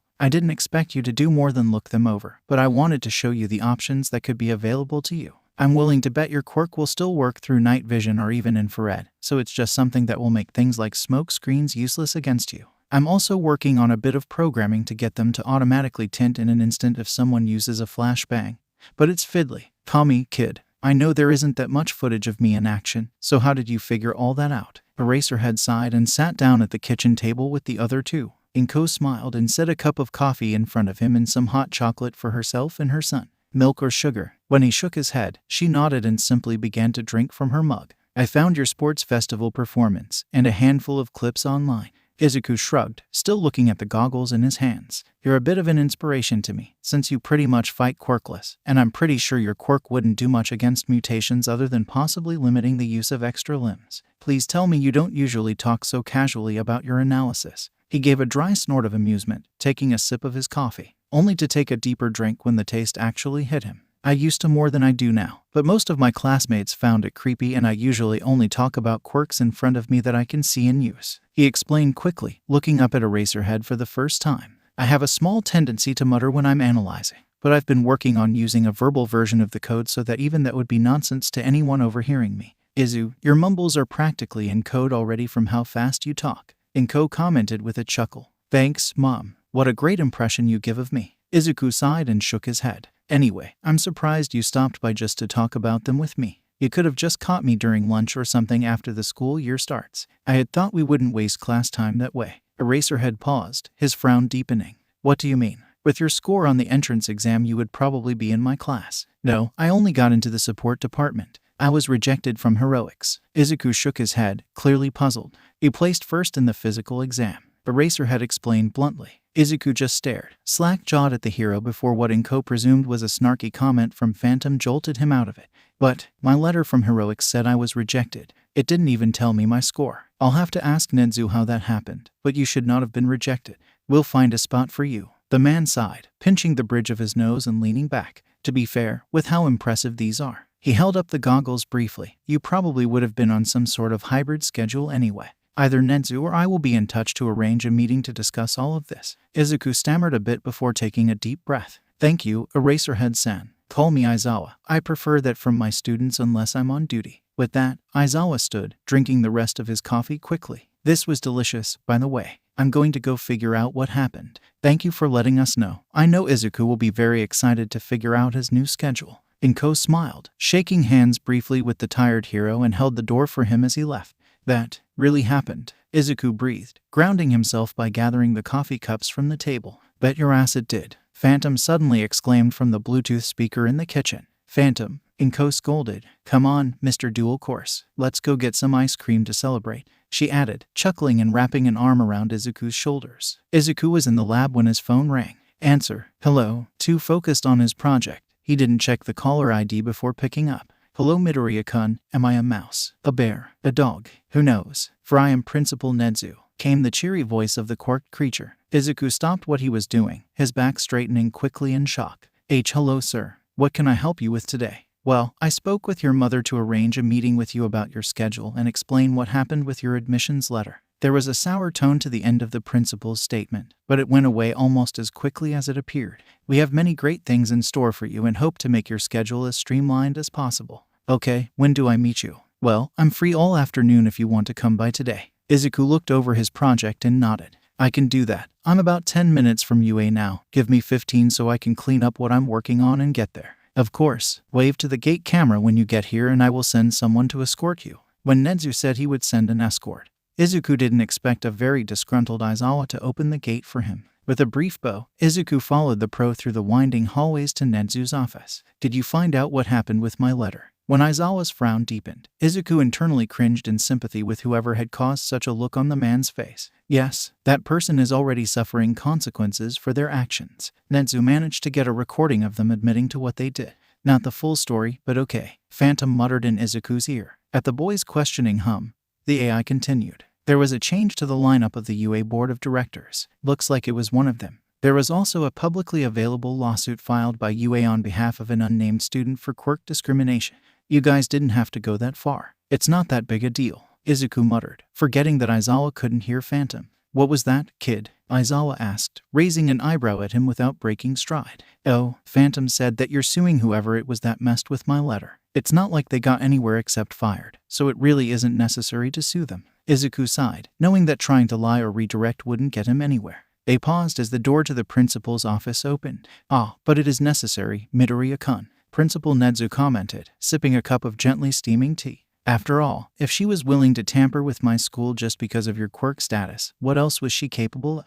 Izuku sighed, shaking his head slightly. I'm not used to people defending me, is all. Phantom chuckled in his ear. Get used to it, kid. This is gonna be something that happens from now on. Let the principal know that Stark Industries will likely be happy to let him borrow any of their lawyers once you're more widely known to be connected with them. Izuku rolled his eyes and conveyed the information. I was going to talk about this with you anyway, but I solved the Stark Codex a year and a half ago. I'm not going public with it, but I don't want to keep this kind of secret from the school. Very wise. Information is meant to be shared. I took a look at the codex myself a few years ago. It looked more like a foreign language than an actual code. Nezu shrugged, waving his hand at a pair of seats in front of him. Have a seat, tea. Izuku accepted the tea and sat on the edge of one of the seats. I can't imagine you not being able to solve it, so why didn't you? Astute observation. I am happy with my position here at UA, and as much as I joke and play that I will take over the world, it's all just a thought experiment to keep my mind keen. Nezu reached behind himself and pulled a thermos from his desk drawer and handed it to Aizawa. Now then, to the reason for this meeting.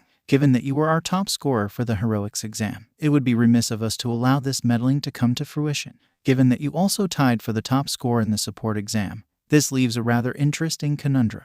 Wait, really? Izuku asked incredulously. Really, I love a good trick now and then, but I would never lie about this. Nezu gave what appeared to be a gentle smile. Now, we would prefer that you get to be in all the practical heroics classes, and thankfully, Power Loader is planning to have your class's lab time be right before lunch so he can cut some of your more enthusiastic classmates short with the excuse of lunchtime.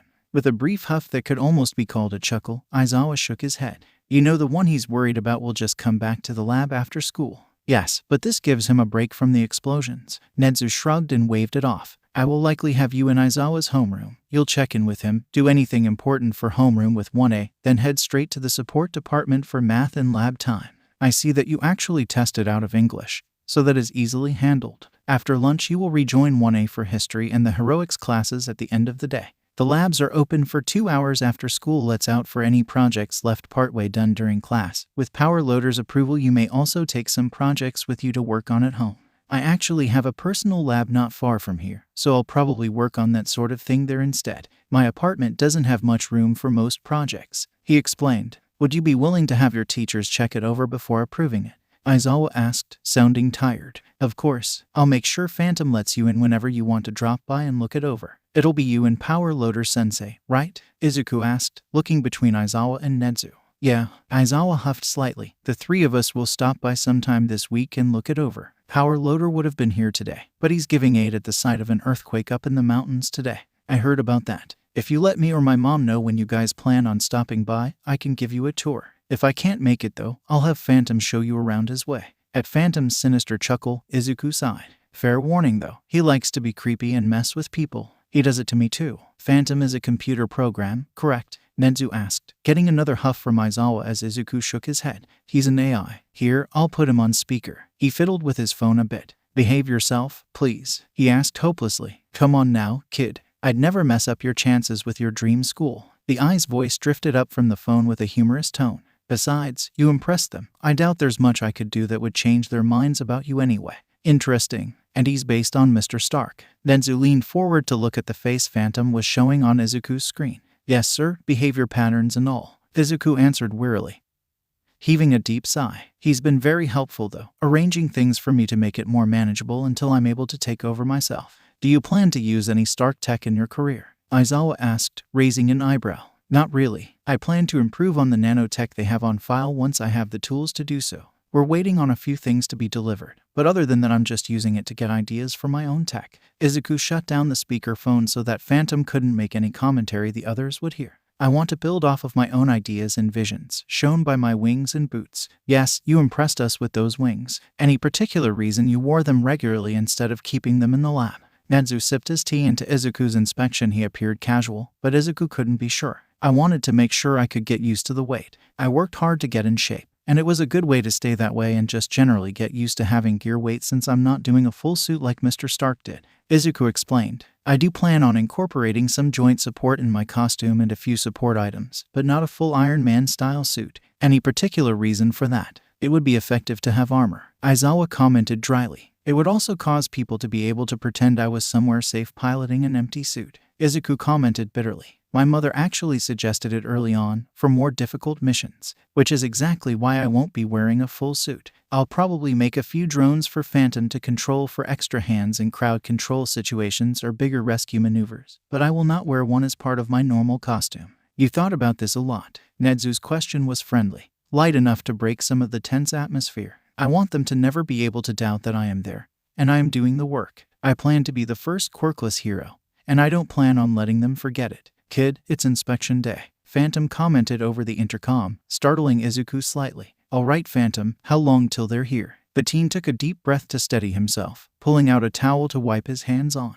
Oh, they're already outside the gate. The AI sounded amused as Izuku glared at the nearest camera. You're awful, Izuku grumbled but gave in with a sigh. Let them in and tell them I'll meet them in 2 minutes. Well, this looks more professional than I thought it would, Aizawa commented, eyeing the lobby just inside Midoriya's lab. He's sponsored by Stark. What did you expect? Majima retorted, snorting slightly as he examined the computer interface in the wall. Why in the world would he need something this sophisticated for his lab? He isn't even in high school yet. A bit more than sponsored, actually, came the slightly embarrassed voice of the teen in question as he entered the room. I may as well let you know since you're going to be my teacher, but apparently I will be inheriting most of Stark Industries once I actually claim it. Wait, I heard from one of my contacts at Stark that everyone was freaking out over their new majority stakeholder. That's you. Yes, Sensei. I solved the codex a while back. Midoriya rubbed the back of his neck slightly. I didn't even do it on purpose. He muttered the last bit quietly. Yeah, Green Bean here solved it in under 6 months too. A voice over the intercom added. I take it that's Phantom, Aizawa asked, raising an eyebrow at the now blushing teen. Yes, sir. He was made by and based on Tony Stark, so he comes with a lot of interesting personality. With a heavy sigh, Midoriya looked up at a nearly invisible camera. Behave yourself, please. I would like to make a good impression. Since this is mostly an inspection to see if your lab is up to code, I don't think we're worried about your AI having an attitude. Majima shook himself out of his shock to comment, chuckling slightly. Besides, having the equivalent of an intelligent adult able to keep an eye on things goes a long way in my books. Does he have intelligent disobedience programming? You mean does he bug me anyway when I tell him to stop it but he thinks it's time for a break? Yes, Midoriya responded dryly. If it's getting too long since I rested or otherwise took care of myself, he makes sure I do what needs to be done. I'm not the type to ignore safety regulations anyway, but I do sometimes get a bit too focused to notice the time. Phantom is more of an overall assistant and guide than anything else. He watches over the lab, yes, but he also has been monitoring me in general at my mother's request. Most interesting. I believe it is time for the tour, don't you? Nezu commented from Aizawa's shoulder, a curious gleam in his eye. Of course. Through here we come to a storage area/locker room. This way if I have a group project I can bring guests over with ease. Midoriya led them through the door he'd just come out of. The labs included several break rooms, a modern kitchen, several overnight rooms for bigger projects, and assorted meeting and testing rooms. I plan on customizing a few of the extra rooms a bit more as I learn to accommodate nanotech capabilities. Possibly a chem lab depending on how things go. Izuku explained to the teachers, trying not to meet their eyes. There is also a gym on the opposite side of the locker room complete with 3 private showers. How well stocked is everything? Majima-sensei asked. Fire extinguishers in every room. Multiple in each lab space where the actual building and testing happen. The kitchen is stocked with mostly snack foods that have a long shelf life, some bottled drinks and such for the moment. I get regular deliveries of materials for whatever projects are in progress, as well as some spare on hand in case of unexpected failures or unplanned ideas. He listed off, pulling out a notebook. Right now I've got one project ongoing if you're interested in it. I cleaned up a bit when you got here because someone. Another pause to glare at a camera. Didn't tell me until you were at the gate. What is your latest project? Majima-sensei asked, following Izuku to the lab he used most of the time. It's a sort of force shield generator. I'm working on a bigger model right now with only a 3-meter radius shield, but the long-term plan is to make miniaturized ones that I can deploy to protect civilians during larger villain fights or other disasters that cause a lot of collateral damage. He explained quickly, walking over to the device on the desk, showing them the large flattened disc about the size of a serving platter. If I can't miniaturize it the way I want to, I'll probably make a more powerful one and set up safe zones at certain buildings, maybe with a doorway included to let people in after it's up. Izuku shook himself before he could begin a full mutter storm. Sorry, brainstorming happens at inconvenient times sometimes. Fascinating to see how your mind works. Nezu commented. May I take a closer look? Of course, it doesn't currently have a power source attached so that I can work on the wiring. Izuku explained, pointing to an empty spot on the table. That's a pretty safe spot to stand if you like. Are you planning to be a rescue hero? Majima-sensei asked, leaning over the partially completed device, seeing the logic behind it. I plan on doing a bit of everything. With Phantom's help I could probably do some heavy investigating for underground cases. I'm plain looking enough that I could probably go undercover as well. Rescue will be something I'd be investing into being able to do since Phantom could command a fleet of drones to search wreckage quickly. I plan on doing at least some limelight stuff simply because I want other kids like me to see that they can do it too. They don't have the resources that you do, Aizawa-sensei commented dryly, his face blank. Actually, the kid already thought of that. Phantom commented with what can only be described as glee. A projector screen descended from the ceiling on one wall, and an outline was projected on it, showing a 10-year plan starting Izuku's graduating year. Our contact at Stark thinks it's a wonderful idea. Since Tony was a superhero based purely on his inventions and his own hard work among a group of individuals with superpower, it's fairly suiting that a quirkless kid would create a program to help similar people achieve their dreams. Aizawa-sensei sighed, shaking his head. Jesus kid, all I told you was to use a code for your analysis. How did all this come along? What's this? What do you mean? Majima-sensei asked, looking between the two of them. Aizawa-sensei saved me the day I ended up looking up the Stark Codex. I almost walked out into traffic because I was distracted, and he ended up seeing my analysis notebook. Well, he said it was good enough that it could be used against the people in it, and that I should use some sort of code so people didn't know what it was. Izuku explained. I sure as hell didn't think it would result in this. Aizawa-sensei chuckled a bit, tucking his chin into his capture weapon. This is going to be a whole new kind of headache, isn't it? I don't mean to be any kind of trouble, Izuku muttered, looking down at his hands as he scrubbed at a couple oil stains. Coming from him, that's a compliment. Majima-sensei sighed and shook his head. I think we've seen enough though. I don't mind letting you use this for bigger projects so long as you have Phantom keep me updated on your progress. We can do that. Izuku grinned, excited to have made a good impression. I'll keep you up to date on any bigger personal projects too.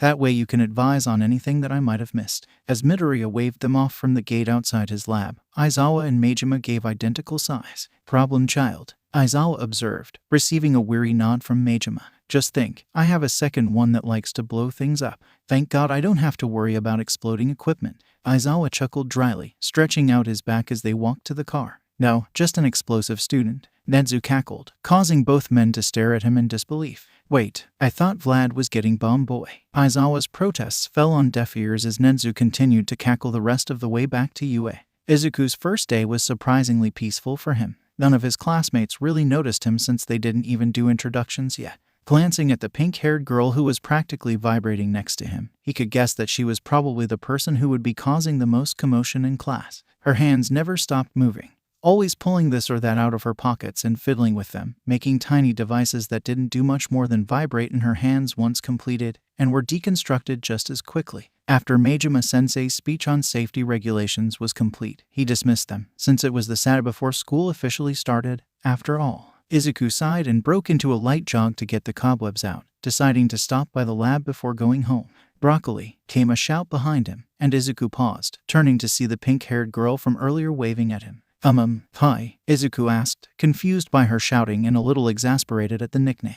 What baby is that? She asked excitedly, pointing to his backpack. I can hear the power source humming, but there's no outward indication what it is. Oh, I made it pretty quiet. I'm sorry if it bothered you. He started, his eyes wide as he glanced back at the backpack. I'll just show you, I guess. At her excited nod, he signaled the wings, bringing them into standby mode. They're wings. They still carry everything a normal backpack would, but they also have hidden wings and the power source provides propulsion. He explained, turning so she could see them better. Wow, you made them yourself. She darted around him, tugging lightly to see where the connectors in his jacket attached to the wings and pointing out the harness that had deployed with glee. This is amazing.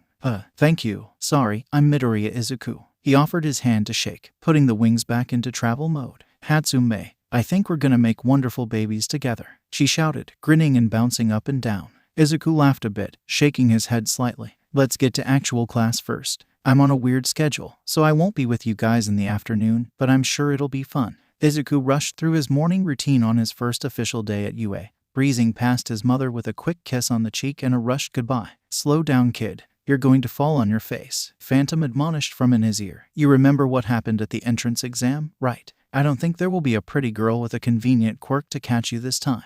Izuku rolled his eyes, but slowed down anyway, passing through the gates at a brisk walk as opposed to a jog. Better? He asked under his breath, getting a chuckle from the AI. Shouta sipped his coffee as he watched his new class trickle into the classroom. Interesting mix of quirks and personalities. He sighed internally as he watched an angry blonde argue with Ida about something pointless. A sudden roar from the now exploding blonde caused him to kick the vent cover open, quirk flashing at the angry student as Shouta stopped him from lunging at the most recent kid to walk through the door. Knock that off, he barked at the blonde, wrapping the kid in his capture scarf and glaring. Screw you, old man. That's stupid. Quirkless Deku shouldn't be here, was the response, although he stopped trying to use his quirk, allowing Shouta to stop using it. That is not for you to decide. That was also not for you to reveal. Hauling the boy to his feet and unwrapping him, Shouta stood between the two boys. I can see we will need to rearrange seating arrangements. You will be in the front corner by my desk. Everyone in that row that's in front of him, move back one please. Watching them obey his instructions, he nodded sharply. Now, Midoriya, you will be in the back of the row closest to the door. The person in that seat can take the empty one in the row on the other side of the room. Looking around the room to see them following his instructions, he nodded as the bell rang. I was going to do this differently, but I'm Aizawa Shouta. I'll be your homeroom teacher if you last. Put on your gym uniforms and meet me outside. You have 15 minutes. Midoriya, stay back a moment. The class filed out, with the blonde growling the whole way and throwing glares towards the green-haired boy. With a heavy sigh, Shouta knocked back the rest of his coffee before turning to said boy. So, what was that about? I'm sorry, sensei. We grew up together, and since we found out I was quirkless, well, he wasn't very happy about it. Midoriya sighed and shook his head. The nickname came from before that though.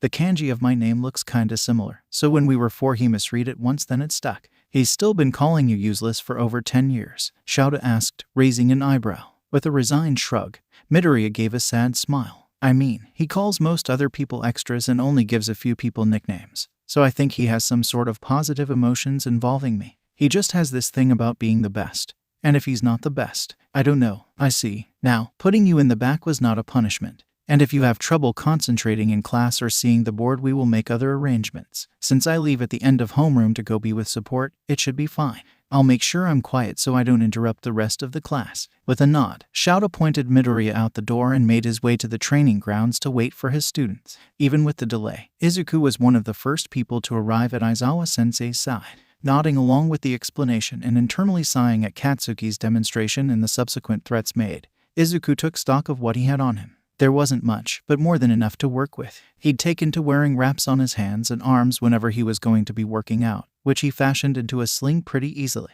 It wasn't pretty, but it functioned. As for the rest, he had worked hard to get pretty fit over the last year or more, so he felt like he managed all right. Using his wraps and pen from his travel notebook, he used the same technique as for a tourniquet to maximize his grip strength score. Speaking of his notebook, he took brief notes in code of all the quirks he observed, figuring that he'd have to do group work with them at some point, and knowing what each person was capable of would be a good idea. The end result had Izuku in the middle of the pack, and sighs of relief from his classmates as Aizawa-sensei said that it was a logical ruse, much to Izuku's surprise, despite Yaoyorozu saying that she knew he'd been lying. Staying behind, Izuku watched the others walk away before turning to his teacher. "You meant it though, when you said that you'd expel us." With a calculating look, Aizawa-sensei snorted. "I can, and have expelled students, but you all showed your potential. You might want to watch Maita." I don't like the way he was looking at the girls. Izuku sighed and tapped his notebook on his opposite palm. "I think that's enough time for Kaken to have finished changing. I'd rather you didn't expel him for this morning.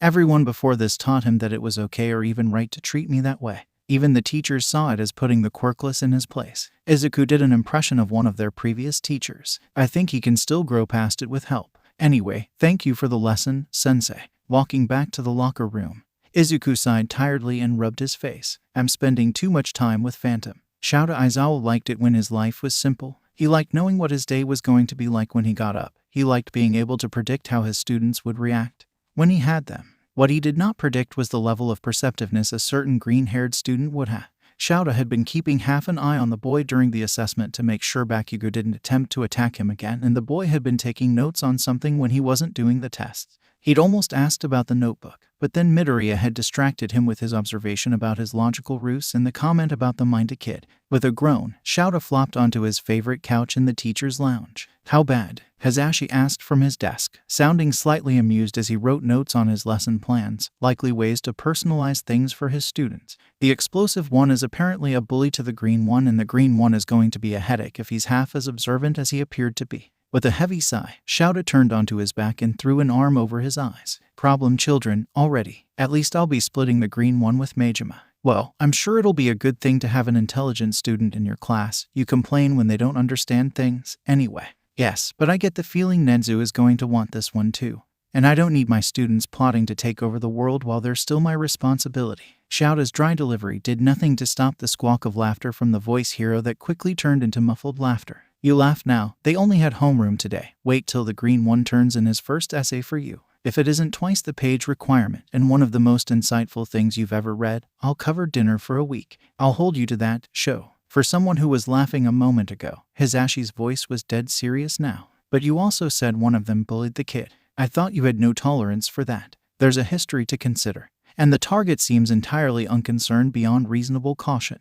The boy was taught from a young age to bully Midoriya. It seems their teachers encouraged him to put Midoriya in his place." Shouta raised a hand to make air quotes. A voice drifted over the intercom. "I'm already looking into it. It will make a wonderful project." Shouta sat straight up and shared a look of horror with Hazashi before flopping back down with a groan. "Just don't make me be the one to talk to them. That can be arranged. I'm sure Kayama would be more than happy to help me straighten up some unruly characters." The cheerful voice took on a sharp edge and both men shuddered again. Shouta flinched as something hit the back of his head. He turned sharply, his eye flaring red with his quirk on instinct to see Hazashi glaring at him, and a crumpled-up paper sitting on the back of the couch. "What was that for? You lied to me. I just checked my roster and Midoriya isn't in English with me. There's a note that he tested out." The pout Hazashi was wearing looked out of place on a grown man, and Shouta snapped a quick picture to send to the group chat later when he needed blackmail. "Shoo, sorry, Zashi, we don't usually have hybrid students, let alone one who can just test out of a subject. I'm sure he'll end up writing some novel or another for ethics. I'll show you what I meant then." Shouta shrugged with a heavy sigh. "Besides, I get the feeling he's going to end up one of the rat's personal students by the end of the year. Terrifying as that is." Hazashi shuddered. "God help us all if that happens. Still, hopefully he's a bit more calm than Nedzu. He's analytical enough. Has a notebook he carries with him, and I spotted him taking notes during the quirk assessment." He also apparently keeps tools and such on him at all times, including odds and ends that can be turned into a sling and tourniquet. How did he place middle ground? He's clearly been training on his own. He certainly has a state-of-the-art gym at his lab. Majima and I went by with Nenzu to check if it's suitable for him to work on support assignments there. Shouta stood with a slight groan and went to refill his coffee mug. The first full day was mostly uneventful for the first half. If you discount the 5 explosions May managed to create in just 15 minutes after PL-sensei let them loose on the lab. Izuku was still trying to brush the ash out of his hair as he dragged her out of the support labs, giggling slightly. Man, Broccoli, I didn't know you were that ripped. May grinned as she finally fell into step with him. I know for a fact that I've built up plenty of muscle over the years making my babies. You just dragged me out like nothing. Izuku shook his head at his new friend. Just call me Izuku. And I worked hard to gain that muscle. I was a twig even just at the beginning of my second year of junior high. Phantom muttered in his ear. Damn straight. With a small huff of laughter, Izuku shook his head. Anyway, eating lunch is important. You don't want to pass out from hunger or dehydration and accidentally destroy all your progress at the end of the day, do you? They grabbed their lunches quickly, with Izuku gushing praises at a flustered-looking lunch rush before they turned to find a seat. While looking, Phantom comments, "Oh look, I have access to cameras now. I'll have to draft a letter of thanks for Nenzu." Izuku turned to spot the nearest camera and sent it a quizzical look, then sighed and quietly reminded Phantom, "Your best behavior, Phantom." "What was that, Broccoli?" May asked absently, dragging him now since he'd paused. "Oh, I have an AI assistant attached to my earpiece through my phone," he admitted, pointing out the near-invisible earpiece. "He made a comment that makes me worried for what he may be planning." "Oh, how exciting. I'm not that into the programming side of things, but I did learn the basics and a small amount of hacking just to be ready for anything. I didn't design him, I sort of inherited him. He's got lots of personality and a mind of his own most of the time." Izuku sighed and set his tray down at the table May had somehow found empty. "Well, there's a story there, but take your time. I can just tell we're going to be working together a lot." May cackled before digging into her meal with a vigor that told him her appetite had caught up with her. "You have no idea." He sighed a bit, also tucking in. "There you are. You weren't in our morning classes, Midoriya." Uraraka was approaching with a grin, waving with one hand. "Can I join you?" With a glance at May to see she wasn't planning on protesting before he nodded, pointing to the empty seat. "Sure, and I'm on a hybrid schedule. The first half is with support for core classes, then lab. After lunch I'm with 1A for the rest of the day and then back to the lab for an hour or so after school." "Wow, you're jam-packed. How did you fit 2 special courses in?" Uraraka asked, her eyes wide. "Mostly with a lot of careful planning, and I tested out of English. My dad works in America and I basically grew up speaking it.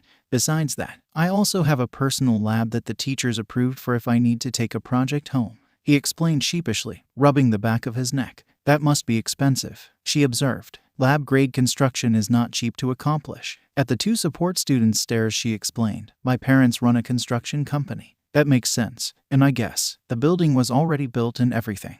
We just leased it out and had it inspected to make sure that it's good to go." Izuku shrugged. "It was worth it. Broccoli here has made some pretty sweet stuff already." May chimed in. "To be fair, most of it was self-defense stuff and a couple mobility items to help me get away." Izuku protested. "And it took me ages to get it right. It's still impressive, but what do you mean to help you get away?" Uraraka asked, looking both confused and concerned. "I am quirkless, Uraraka. That kinda comes with a lot of not-so-fun things." Izuku poked at his food, not sure if he wanted to see her reaction. Even as the silence seemed to feed into his worst fears, Uraraka gave an elongated groan and the sound of a smack drew his eyes up to see her face in her palm. "You say that like I didn't hear Explodo Boy say it yesterday. Why would that change anything?" Ignoring Izuku's open mouth gape, she continued, "That just makes the stunt you pulled at the entrance exam even more impressive and frankly terrifying. You climbed into a giant robot and ripped out something important enough to stop it in its tracks after you lifted a giant piece of concrete off of me." May grinned maniacally. "A giant robot?" "Yes, it was the size of a building and it caused some wreckage that I got trapped in. I thought I was done for. Then this guy just runs in, leverages the concrete off of me, and climbs inside the darn thing's leg to rip pieces out of it from the inside." She shook her head, snorting a bit in amusement. "I'm impressed. You know what I think?" May leaned into Izuku's personal space, causing him to lean back just slightly to avoid her possibly headbutting him. What? This year is gonna be awesome. With us 2 in support making babies, and you also being in the hero course learning about your classmates so we can design more babies, nothing can stop us." Uraraka turned quite pink at the mention of babies. Then it dawned on her what May meant and she just started giggling. "I mean, I saw Midori writing in a notebook during the surprise test yesterday. I couldn't read it, but from the little bits I heard you mumble, I'm pretty sure you were figuring out everyone's quirks. Yeah, quirk analysis is a hobby of mine. I probably wouldn't have gotten as far into support gear if I hadn't had that hobby, Izuku admitted. What do you mean? May asked, eyeing his hands that were twisting around each other nervously. I mean, I met Aizawa-sensei about 2 years ago, I think. I was distracted with my analysis notebook and almost walked into traffic. He pulled me out of the way and lectured me about paying attention. Izuku chuckled self-consciously. He told me I should put my analysis in code, which led to me doing some research, and I started on the path of support tech shortly after that. Again, there's more to that story. But, May's voice reached a nearly painful volume. I'm sure we'll hear it all later. Izuku sighed heavily, already knowing that these two were gonna get it out of him eventually. Eventually, but not yet. He smiled fondly. After lunch, Izuku was with 1A, and was careful to avoid Kaken. Just saying, kiddo. I can and will ruin him if you just say the word, Phantom commented cheerfully. Izuku rubbed his face tiredly and sighed out a quiet, no, Phantom. The AI grumbled in his ear but quieted when Aizawa-sensei walked in to begin the lesson. All too soon, it was time for practical heroics, and Aizawa-sensei left the room with a tired instruction to behave. The other students started murmuring, wondering who their heroics teacher was. Izuku hummed lightly and thought back to a recent interaction he'd had with a hero that wasn't normally in Musutafu. Just as the thought crossed his mind, there was a loud thud as the door slammed open to reveal All Might. Oh look, it's the dummy from last year, Phantom commented dryly, causing Izuku to tap sharply on his phone in his pocket to admonish him silently. Oh come on, I'm pretty sure he doesn't have enhanced hearing. Izuku rolled his eyes and decided against pointing out that more than one of his classmates did. After the general clamor died down, they all collected their uniform cases and made their way to the locker rooms. Oh sweet, there's a peephole, one short boy pointed out gleefully, starting to babble about the hot babes on the other side of the wall. Quickly grabbing a canister from his backpack, Izuku pushed the boy aside. Not happening. Adjusting the nozzle, he carefully sprayed a generous layer of expanding foam into the hole, making sure it sealed well with a nod. I'll email Principal Nedzu about the hole so they can patch it up properly. Thanks for making sure the rest of us knew so we can get it patched. He sent a smile at the boy that was something between a smirk and the sarcastic nice job smile that his mother gave him when he'd made a particularly embarrassing mistake in argument.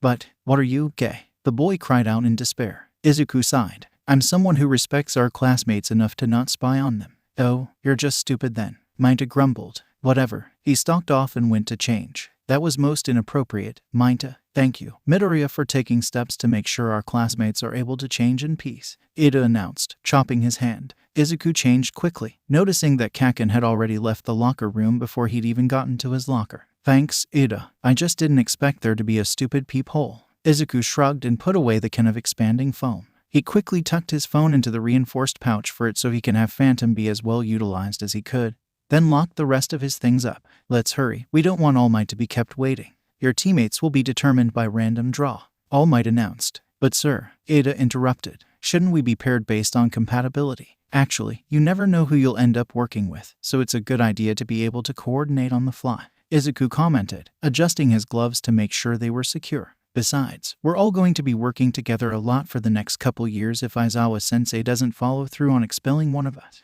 we might as well get used to each other. Well said, young Midoriya. Thank you. All Might's grin looked just a bit strained to Izuku, but being questioned first thing in your first class probably wasn't very fun, so he shrugged it off. With a flourish, All Might held out the bag and they each picked a letter, Izuku finding himself paired with Uraraka. Smiling at his new friend, he made his way over, pausing when a flash of discomfort crossed her face. Is something wrong? No, the costume is just a bit tighter than I thought it would be, she muttered, pulling at a small bit by her neck. I just told them space theme and how my quirk works, but I think they got my measurements a bit wrong.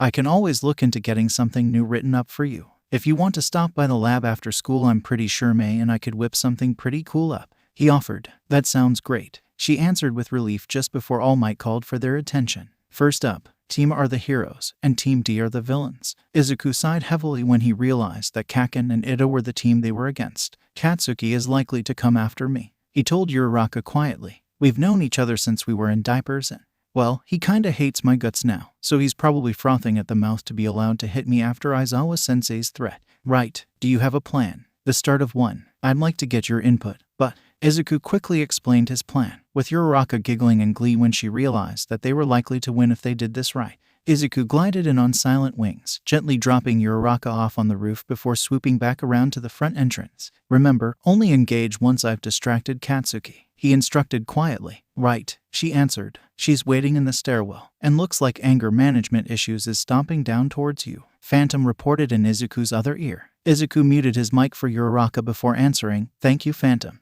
Do you have eyes on Ida? 5th floor, west side. Looks like he's cleared any debris from the room. Not a bad tactic. He's also giving some sort of speech and getting very in character. Phantom gave a chuckle, and Izuku couldn't help but smile slightly. Sounds about right for him. Keep me posted when Katsuki gets close. Izuku then unmuted his other mic. Uraraka, looks like you'll need to pick up some loose debris along the way. Intel says that Ida cleared the room. 5th floor, west side. Thanks, Mido. I'm making my way there now. He's getting really in character, apparently. Don't break cover, he added. He seems pretty enthusiastic about everything, so that's probably going to carry over here. Sounds about right. She giggled softly. I'll do my best. Plus ultra. Izuku chuckled, referring both to them and to Ida and his antics. His head jerked up as he heard heavy footfalls down a nearby hallway. I have contact. Going to make some noise now. Let's do this. Izuku muted his mic just in time for Katsuki to come barreling around the corner, screaming, Deku. The explosive blonde immediately charged towards Izuku, his hand cocked for a right hook that Izuku had seen 1,000 times. Instead of catching it or just dodging it,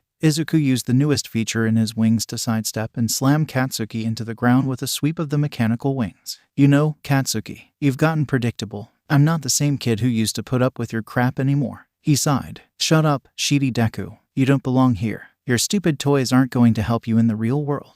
He snarled, shaking off the impact with the floor and lunging to his feet. A lot of heroes use support gear, and I passed the exam with nothing more than the work I put in a pair of work gloves. I didn't actually need those either. A quirk is a tool, nothing more, nothing less. Izuku dodged again, glad he'd made sure all his gear was Katsuki-proof to some extent.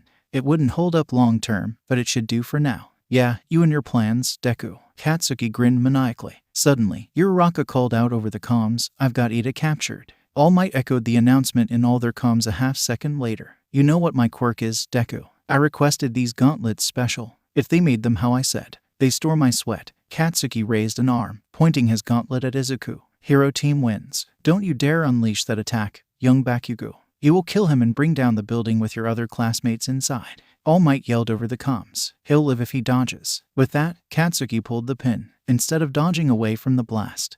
Izuku dove towards Katsuki, his wings becoming a shield over his back with a thought. Grasping Katsuki's arm above the gauntlet, Izuku quickly pulled the other boy forward and off balance, using this leverage to yank him to the floor. Once there, Izuku grabbed a canister off his belt, spraying both gauntlets in Katsuki's hands liberally, the specially designed foam acting as both fire retardant and as a trap that stuck Katsuki's hands to each other and coated him up to the elbow in the stuff. Uraraka, are you and Ida all right? Izuku asked quickly, unmuting his mic and eyeing the obviously destroyed front portion of the building that had been behind him. Yeah, All Might was yelling at Bakugo and then the whole building shook. Are you all right? She answered. I'm fine. He's been neutralized. Can you float yourself and Ida down? I wouldn't trust most of the hallways right now. If not, I can come get you. He sighed in relief, dragging Katsuki to his feet while the blonde stared at his hands in shock. The pickup would probably be a good idea. I can lighten both of us enough to make it easier. She sighed, and Izuku could hear Ida talking to her in the background.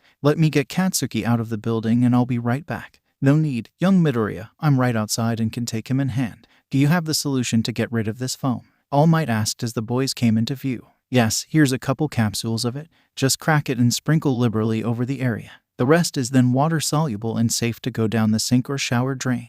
Izuku handed over 2 capsules. I was pretty liberal with it, he explained when the hero gave him a quizzical look. I see. That is a very useful thing to have. All Might grinned and gave a wink. I might just see about getting some from you. If you'll sell me some, of course. I'd be happy to, sir. Izuku jolted slightly, not expecting to have the #1 hero interested in his creations beyond them being used in class. I'm going to go get Uraraka and Ida now. Retrieving the 2 stranded students was a simple matter of flying up to the window and guiding them both back to the ground while mostly weightless. Uraraka looked a little queasy from the effort, but after a few moments to collect herself she was able to make her way with them back to the observation room.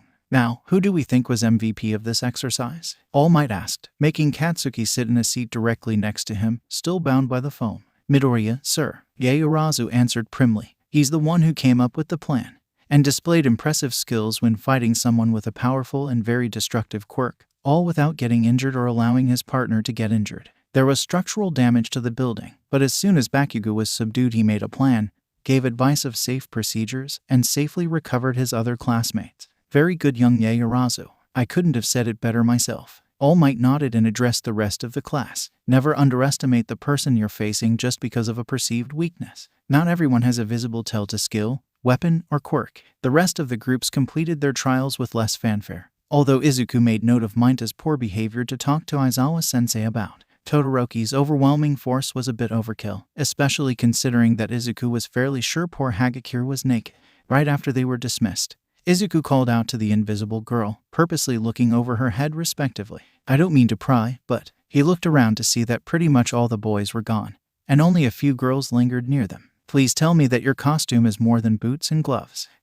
No, it was too hard to make invisible fabric, she answered, seeming embarrassed. Too hard? For a professional support company? Izuku brought his hand to his face and sighed heavily. Tell you what, I have lab time after school. Stop by in your regular uniform and I'll see if I can't brainstorm something better, because there is no way we can let this continue. You're going to need protection in the field, he added, bringing his eyes down to about where he thought her face was. Besides, the last thing you need is some creep interrupting you because he realized just what your costume is.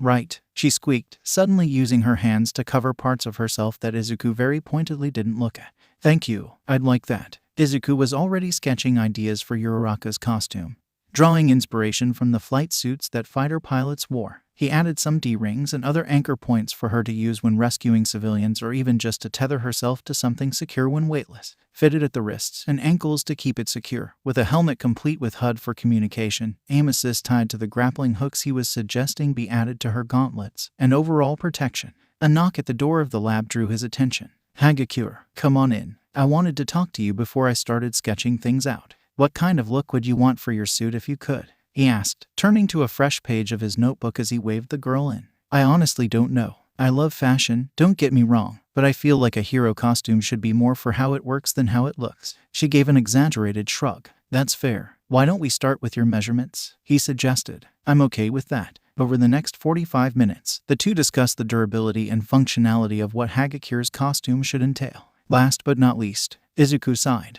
I know most of the time support companies use hair for DNA-infused fabric, but since we're going a slightly different direction, would you be willing to let me have a blood sample? He realized how that sounded and flushed, waving his hands frantically. So I can study how your quirk works. And we'd have Recovery Girl help draw it if she's okay with helping. I can do it with the hair, but there's so little DNA because it's only in the follicle. He stopped explaining when he heard a giggle. It's okay, Midori-kun. The support companies couldn't figure it out with just a hair sample and didn't want to spend the time trying again. She explained between laughs. I know you're trying to help, and I really appreciate it. Oh, I didn't know that. He blushed a bit darker before he shook it off and smiled brightly. Okay, what do you think of this sketch? I like it. But what's that? She used a pencil to point at a small box attached to the hip of the sketch. That will hopefully be a way to switch your suit into visible mode, he explained. Hagakure seemed to stare at him in shock for several moments before jumping at him to hug him tightly. Thank you. Oh, that would be so wonderful. She shook slightly, and her voice was shaky. Izuku wrapped gentle arms around her, shifting her just a bit so his knee wasn't digging into her ribs anymore. I'm happy to help. I'm a bit of an analyst, so if I'm able to learn what I hope to, I might also be able to help you figure out how to turn your quirk off. You will, she sniffled, pulling back to look at him. Izuku smiled brightly, placing his hands on her shoulders. I will do my very best, Hagakure. Toru, she corrected. You're helping me so much, it's only fair. Izuku then. He patted her shoulder comfortingly. And I'm happy to help. By the way, Principal Nedzu said to wear your gym uniform in heroics for now. The support company lied to him and said they did include a proper uniform. Oh, okay. I'm going to enjoy watching this. Phantom laughed in Izuku's ear during his train ride home. Izuku sighed and leaned his head back. The principal is going to sue them, isn't he? And is bringing up charges of child neglect, child endangerment, and sexual harassment of a minor on several accounts, now that he took the time to double-check the other first-year uniforms. Phantom laughed some more. Good, they deserve it. Those so-called costumes were a disgrace. We're 15. Izuku grumbled. I'm going to have to see who else wants a redesign. They deserve to feel comfortable in their costumes. Well, you're going to be popular, Phantom observed dryly. Should I warn your mom that you'll soon be collecting a harem? Phantom, No, I want my classmates to feel safe and comfortable in their costumes. I'm going to extend the offer to everyone, not just the girls. The girls just got the worst end of the stick in this case. Izuku protested, glad the car was empty. Sure, kiddo, sure. Izuku stared at the crowd in front of the gates. Of course the press is here. He sighed. With a deep breath, Izuku began shouldering his way through the crowd, pulling a couple of his fellow students along when they looked stuck without really checking who they were. When a reporter grabbed his arm, he yanked back, sapping, "Don't you know it's illegal to try and interview a minor without consent from a guardian?" The reporter just shoved a mic in his face. "We want to know about All Might. Then schedule an interview with his agency," Izuku answered, shoving the 2 people he'd grabbed through the gate and grabbing 2 more, helping them to go away. Seeing no other students, Izuku passed through the gates himself, almost running into Aizawa-sensei on his way through. "Good job helping the others. Now get to class." Sensei nodded, turning back to the press. "All Might isn't here today. If you want an interview, talk to his agency." He used his hand to quickly move one overzealous reporter back before the gate slammed shut, cutting them off. Izuku looked to the people he'd pulled through and saw 2 he didn't recognize and 2 he did. "Oh, hello Uraraka-san, Shiro-san," he said brightly before turning to the 2 he didn't recognize and bowing. "I apologize for manhandling you, but those reporters were ruthless." "Whatever." One of them, a girl with blue-black hair and violet eyes, shrugged. "I better get to class." The other, a lavender-haired boy, scoffed. Hero course students thinking they've gotta save everyone. With that he turned on his heel and stalked away. "How rude." Uraraka gasped, frowning and crossing her arms. "It's fine, I've heard a lot worse. I think I saw him briefly at the heroics exam. It's possible he didn't get into the hero course and is in general education as a backup." Izuku shrugged. "Still rude though," Shiro pointed out. "It's fine, let's just get to class before sensei gives us detention," Izuku pointed out, feeling the glare on the back of his head from said teacher. "Right," both of his classmates yelped, and they all rushed into the school together. "Today you will all be voting on class president." Excited yelling filled the room, with more than one person claiming the desire for the position. Izuku was nearly the only one who said nothing. Ida, noticing his silence, turned around. "Do you not want the position?" Izuku shrugged. "I don't have the time." Listening to the decision be made to decide by vote, Izuku stood and got the room's attention. "I was planning to opt out, so I can be our impartial judge if you guys want." "Are you sure, Midoriya-san?" Yaoyorozu asked. "Yes, Yaoyorozu-san. I'm very busy and am only with you all half the time. Even though it's all the actual heroics classes, I have too much to do to be able to balance the responsibilities of class rep 2, he explained, accepting the hat she'd made to collect the votes in. "I'm also going to be offering costume redesigns to anyone who isn't comfortable with their current ones. And quirk analysis has always been a bit of a hobby of mine, so I'm happy to write something up if you want as well." The vote tallied up to 6 for Yaoyorozu, 5 for Ida, 4 for Ashido, and 1 each Kaminari, Aoyama, Asui, Bakugo, and Hagakure. "Okay, looks like Yaoyorozu for president, Ida for vice. Since it was so close, maybe we can have Ashido be an event coordinator," Izuku suggested, shrugging. "I'm open to that idea. How about you, Ida-san?" Yaoyorozu asked, her hand on her cheek thoughtfully. "That sounds acceptable, if Aizawa-sensei allows it." "Yeah, sure, whatever. Homeroom is almost over. Midoriya, why don't you start heading for 1H and we will see you this afternoon?" "Yes, sensei." Izuku bowed to the class before walking out, Phantom muttering in his ear already. "You could have done it, kid." Phantom sounded a bit petulant. "And I would have been stressed out of my mind and wouldn't have time for personal projects." Izuku sighed, shaking his head. "I'm still a little too unsure of talking in front of crowds anyway, I guess," Phantom grumbled. Morning classes flew by, and soon enough, Izuku was dragging Mei out of the lab into lunch, Phantom laughing in his ear about manhandling her. As they join Uraraka, they also find themselves joined by Toru. "Mind if I sit here too?" "I don't mind," Izuku answered. "I got an email back from Recovery Girl this morning. She said that we can stop by after school to get that sample so I can start doing the scientific end of the analysis. I might ask you some pointed questions about how your quirk works while we're there to see if I'm heading the right direction." "I don't mind. After school is best anyway since we'll have all night to think it over and I can always text you if I think of something we didn't cover," she offered, holding up her phone. Sure, if you want to." Izuku blushed, feeling a bit awkward as he took her phone. I'm a bit out of practice with the whole texting thing, so sorry in advance if I'm a bit awkward. Sorry I didn't stop by yesterday, Mido, by the way. I kinda just forgot that we said we'd talk about my costume," Uraraka added, smacking her forehead with a groan. "It's all right. I did a sketch of my ideas if you're interested," he offered, pulling out his sketchbook. "Oh, yes please." She clapped excitedly, then gasped when Izuku handed her the open book. "Oh, this looks so cool. Are those grappling hooks?" "Yeah, that way you can pull yourself around in the air." He laughed. And they have pressure point compression to help your nausea. The helmet will have a HUD that displays your elevation as well as what crosswinds are currently around you among other things. So cool. Uraraka squealed. I'll put the permission forms through to Power Loader Sensei today. He'll probably double check with you, but we should have it ready by Friday. He grinned, then flinched as a loud alarm blared. The ensuing panic did not reassure him, and an upperclassman said something about an intruder. Phantom, see what's going on. Izuku snapped, pulling the girls to the doorway but not exiting the cafeteria just yet, keeping Toru between him and Uraraka so she couldn't be swept away by the crowd.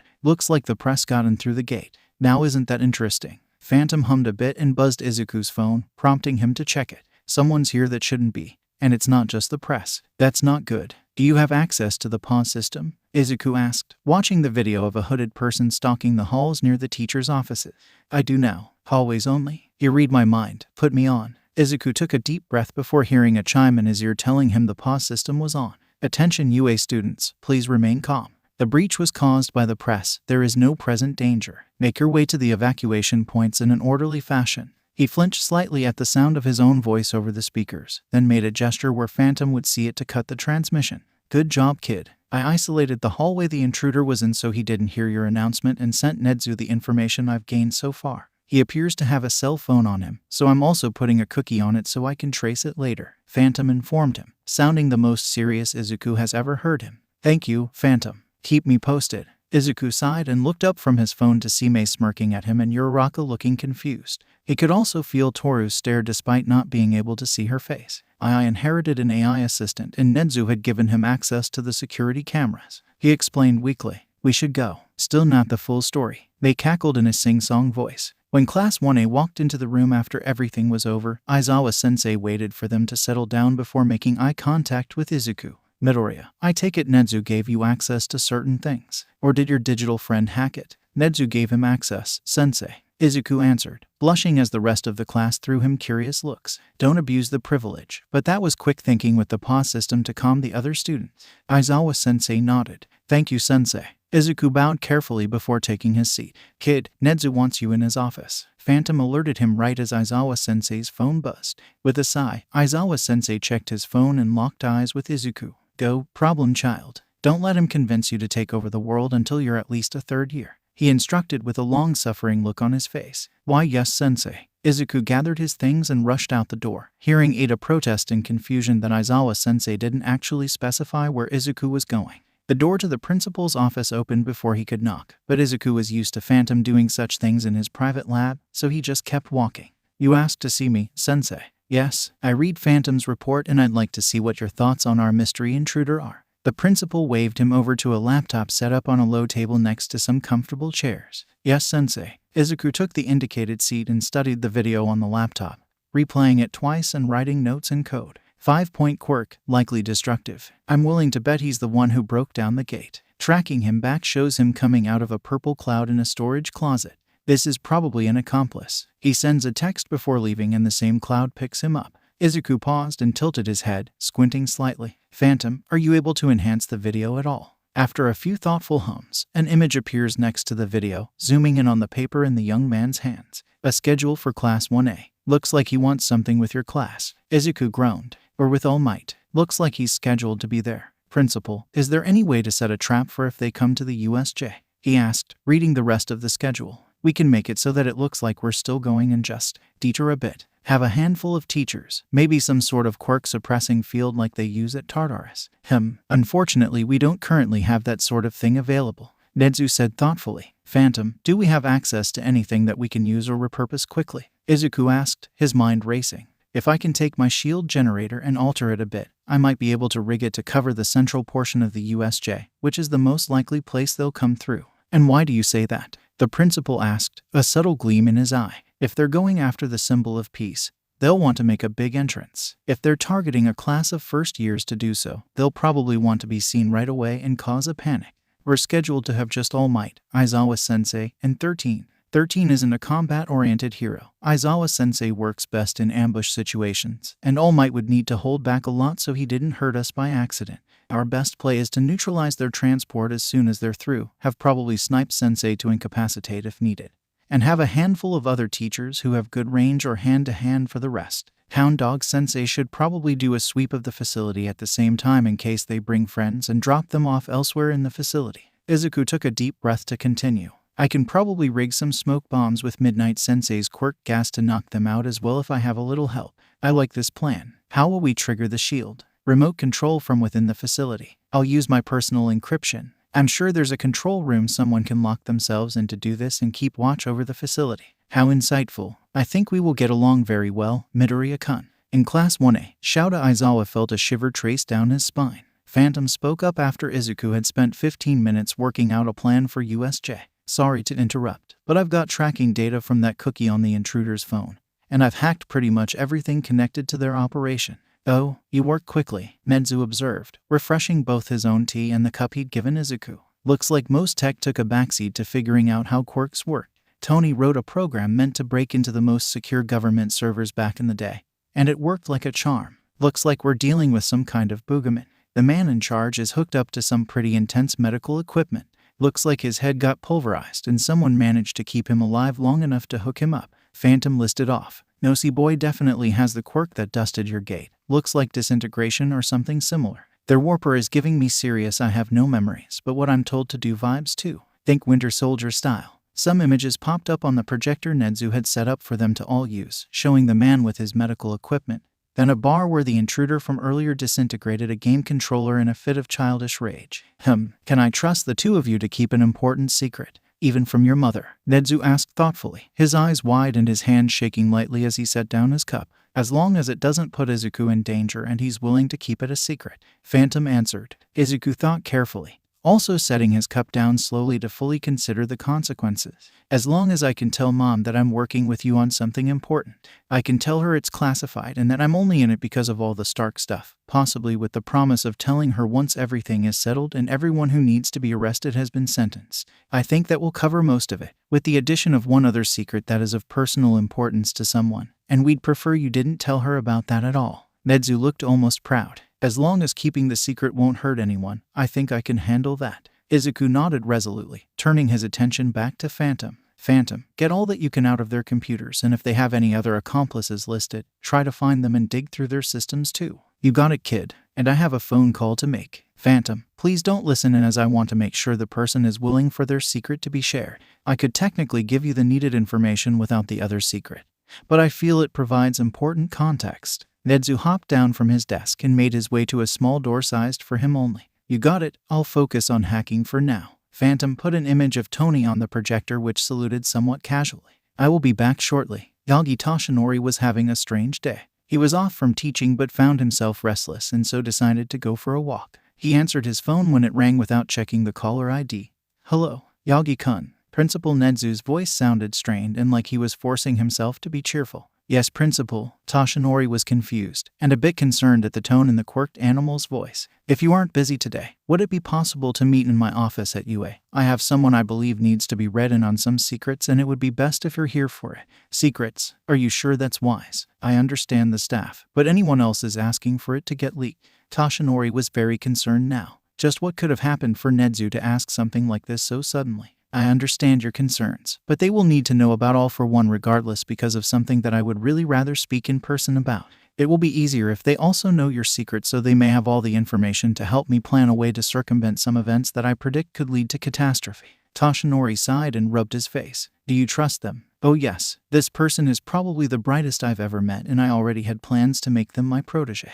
They also appear to be shaping up to be a brilliant strategist that I hope will surpass even me given time and proper guidance. Nedzu seemed to brighten when discussing this person and it gave Toshinori a thought. It's Midoriya Shounen, isn't it? Alright, Midoriya-kun. I have gotten permission, but I think it best we wait for the person in question to be here so they may explain their end of things. For now, I can share some information on the villain in question, Nedzu announced as he strolled back into the office. So, the man who you see hooked up to the medical equipment was thought to be dead. He is known as All for One. Why does that feel like a Three Musketeers reference? Phantom asked dryly. I had not thought of that. I suppose that is a bit ironic. Nedzu chortled a bit before becoming serious once more. Now, he has been alive for more than 200 years. His quirk allows him to take away and give quirks. He used this quirk during the Quirk Wars to gain followers by either removing unwanted or unsightly quirks and giving them to those who wanted them. Izuku sighed heavily. Anyone who he helped were then indebted to him and thus either became loyal to him or owed him a favor he would later cash in.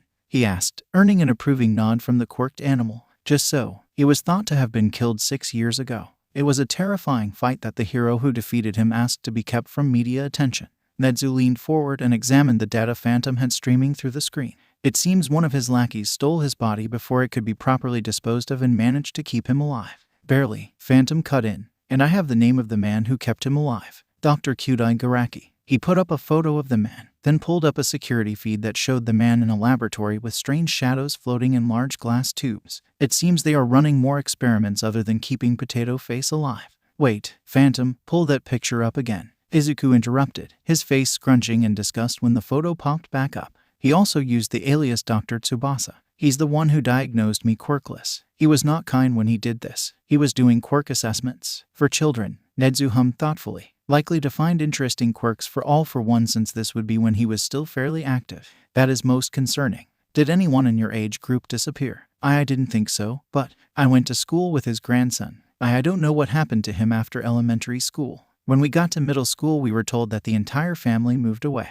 Izuku was slightly horrified. What if something happened to him? He had large red bat wings. I don't know, but I'm sure we can find out if he kept any sort of records. Phantom, do you have locations for all of this? Nezu asked, making a couple of files on his computer. I do. If you give me an hour I can have floor plans and recommended plans of attack. Phantom began organizing the information according to the files Nezu set up. A knock at the door caused them to pause, and Nezu opened the door remotely, revealing All Might. Izuku straightened. All Might, he stammered, unsure how to react. Ah yes, wonderful. Nezu gestured to one of the other seats in the room. Take a seat. Relax. Midoriya-kun and Phantom here have already promised to keep this to themselves. We can trust them fully. He added as the door closed behind the number one hero. Very well. The man sighed, his trademark smile looking more like a grimace. Please try not to be alarmed. In a puff of steam, All Might disappeared, leaving a very gaunt man in his place. The supersuit looked baggy and limp around his frame. Oh, please, sit. That looks like it must have been tiring.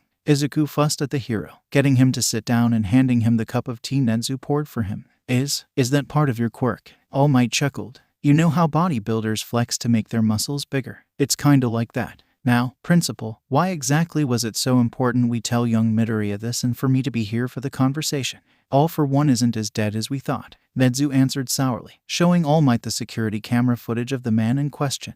How? It was all for nothing. All Might hung his head. Young Midoriya, I shall explain a bit further. You were the one to fight him. You're the reason he has to be on all that equipment. Izuku's eyes were wide. Yes, but it's so much more than that. I shall start at the beginning. All Might took a deep breath and locked eyes with Nezu, who nodded and settled down with his own cup of tea. It all began with two brothers at the dawn of quirks. So, we have a practically immortal villain from the dawn of quirks who wants to hunt you down because you inherited his brother's quirk and he's killed nearly every predecessor thus far until you thought you'd killed him 6 or so years ago.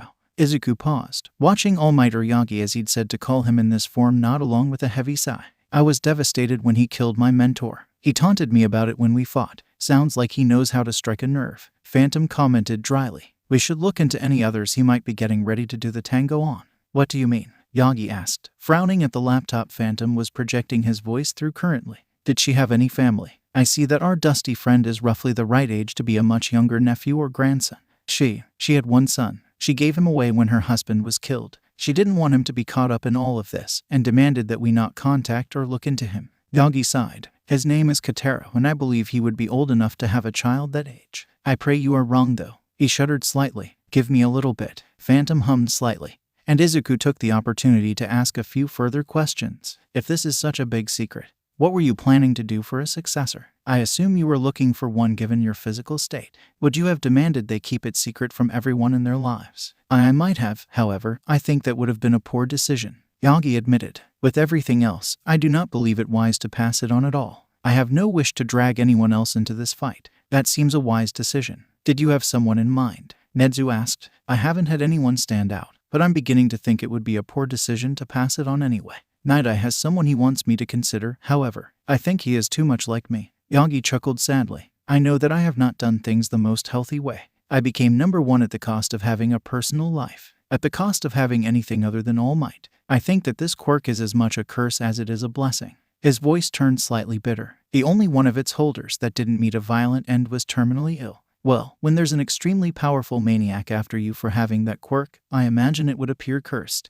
Nezu sniffed dismissively. There is no use worrying over what you may have done wrong in the past. For now, let's make a plan of attack for the future. You did things alone. That means that when you go down, the world will be shaken at its core. Izuku commented softly. You're the symbol of peace, a pillar that holds up society. But when a singular pillar crumbles, so does everything else. I think you need to start warming people up to possibly retiring before your body fails you. This drew a shocked gaze from Yagi and a proud smirk from Nezu. Explain your reasoning. The quirked animal prompted, sipping his tea. If you start to lower the pillar slowly, instead of waiting until it just drops out from underneath everyone, you can help settle the burden on many shoulders instead of one Atlas. No person can keep working in this industry forever. Not even All Might. Boarding the bus with his class, Izuku kept his tablet carefully tilted. He managed to grab a seat near Aizawa-sensei as he kept an eye on the security cameras at USJ. The precautions were in place, but Izuku felt like he had to watch to make sure he planned it all correctly. He ignored confusion from the rest of 1A as the bus took a slightly different route and headed for the back entrance of the USJ instead. Shield up, Izuku commented quietly as he got off the bus. I'll close the door shortly. The back end of USJ was an interesting behind the scenes that the class didn't expect to get. After a stern gaze from Aizawa-sensei, the complaints and grumbling quieted. The door closed and Izuku quickly shut the opening in the shield, adding the quirk suppressant modulation, causing more than one classmate to jump. Now, before you all ask questions, yes, there is a reason for us being here instead of listening to a speech by 13 right now. Aizawa-sensei sighed. The press weren't the only ones to break in this week. An unknown individual also broke in and stole a copy of our class schedule, as this was the closest activity that took us away from campus proper. This seems to be the most likely place for an attack to be attempted. Right now we are within a shield that stops quirk use and prevents physical attacks. We will be remaining until we are given the all-clear from Nezu. Sensei, they're here, Izuku commented, holding out the tablet. Right in the center. I'll calibrate the shield. Good work. Have Phantom notify Nezu. No need. He's already been alerted and has the rest of the staff on high alert in case they strike in more than one place. Hound Dog has reported assorted low-level thugs scattered around the entire facility, and numerous thugs also with our main villains. They have one of the monsters with them. They are contained within the shield, but the monster does not seem weakened by the quirk suppression. Phantom reported into both Izuku's and Aizawa-sensei's ears. Understood. He sighed. Who do we have fighting it? I believe Snipe has brought out incendiary rounds. Phantom, can you tell him to aim for the head? I don't think it's human anymore, if it ever was. And its brain is literally exposed. Izuku was slightly nauseous at having given that instruction, but pushed past it. As for the other, looks like 5-point contact. It's not affecting the shield since 1, quirk suppression, and 2, it's pure energy. I don't know how well it would hold up if that thing attacks it though, so we need to put it down. Oh look, they called in the big guns. Phantom chuckled, zooming in on Endeavor, who just entered the building. That'll work. See if he'll help with the monster. Izuku shook his head but sighed. That one's directed to let things in, not out. The one here is sent to do both, he added, eyeing Bakugo, who looked like he wanted to go join the fight, and Kirishima, who had his hand resting on the barrier. I wish I'd had time to implement the stun feature though. It would be useful for capture. One thing at a time, problem child. Aizawa-sensei sighed. Looks like they've got most of the thugs, and the ones trapped in with the monster are either cowering down or trying to avoid the wrath of the beast. A sudden blaze blinded the camera briefly when the monster got too close to the edge near the flame hero.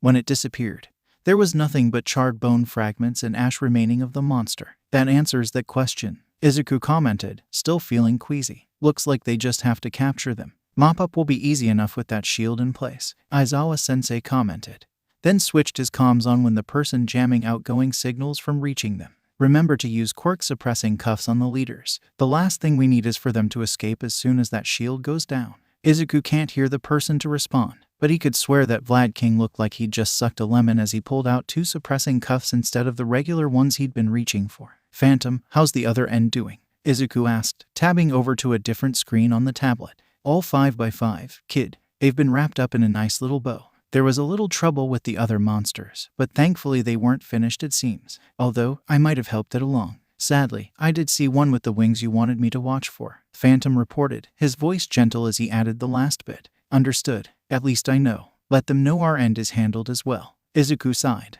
Debrief will be after school today in the large conference room here at UA. Principal Nezu's cheerful voice interrupted over all the heroes' comms. Yes, Principal, Izuku chirped, turning off the tablet and slumping in relief. Mido, what was that? Uraraka asked, their classmates behind her. Remember when Phantom and I caught someone sneaking around during the press break-in? He asked, receiving a nod. They tried to attack us while we trained. Phantom hacked their stuff and we were able to catch not just them, but the people who were in charge behind them. What the fuck, Deku? Izuku sat quietly next to his mom by the door to the principal's office, his leg bouncing lightly. He'd already had to remind his mother twice that Nezu-sensei would be telling them everything when he called them in. It was a relief when the door slid open and Phantom commented in his ear that it was for them. "Ah, Mrs. Midoriya, lovely to see you. Have some tea," Principal Nezu commented, waving to the chairs in front of the desk. "I'm sure you're anxious to know why I called you both in here on a Friday, so I'll cut straight to the point." His grin widened, and he pulled up some information on a screen.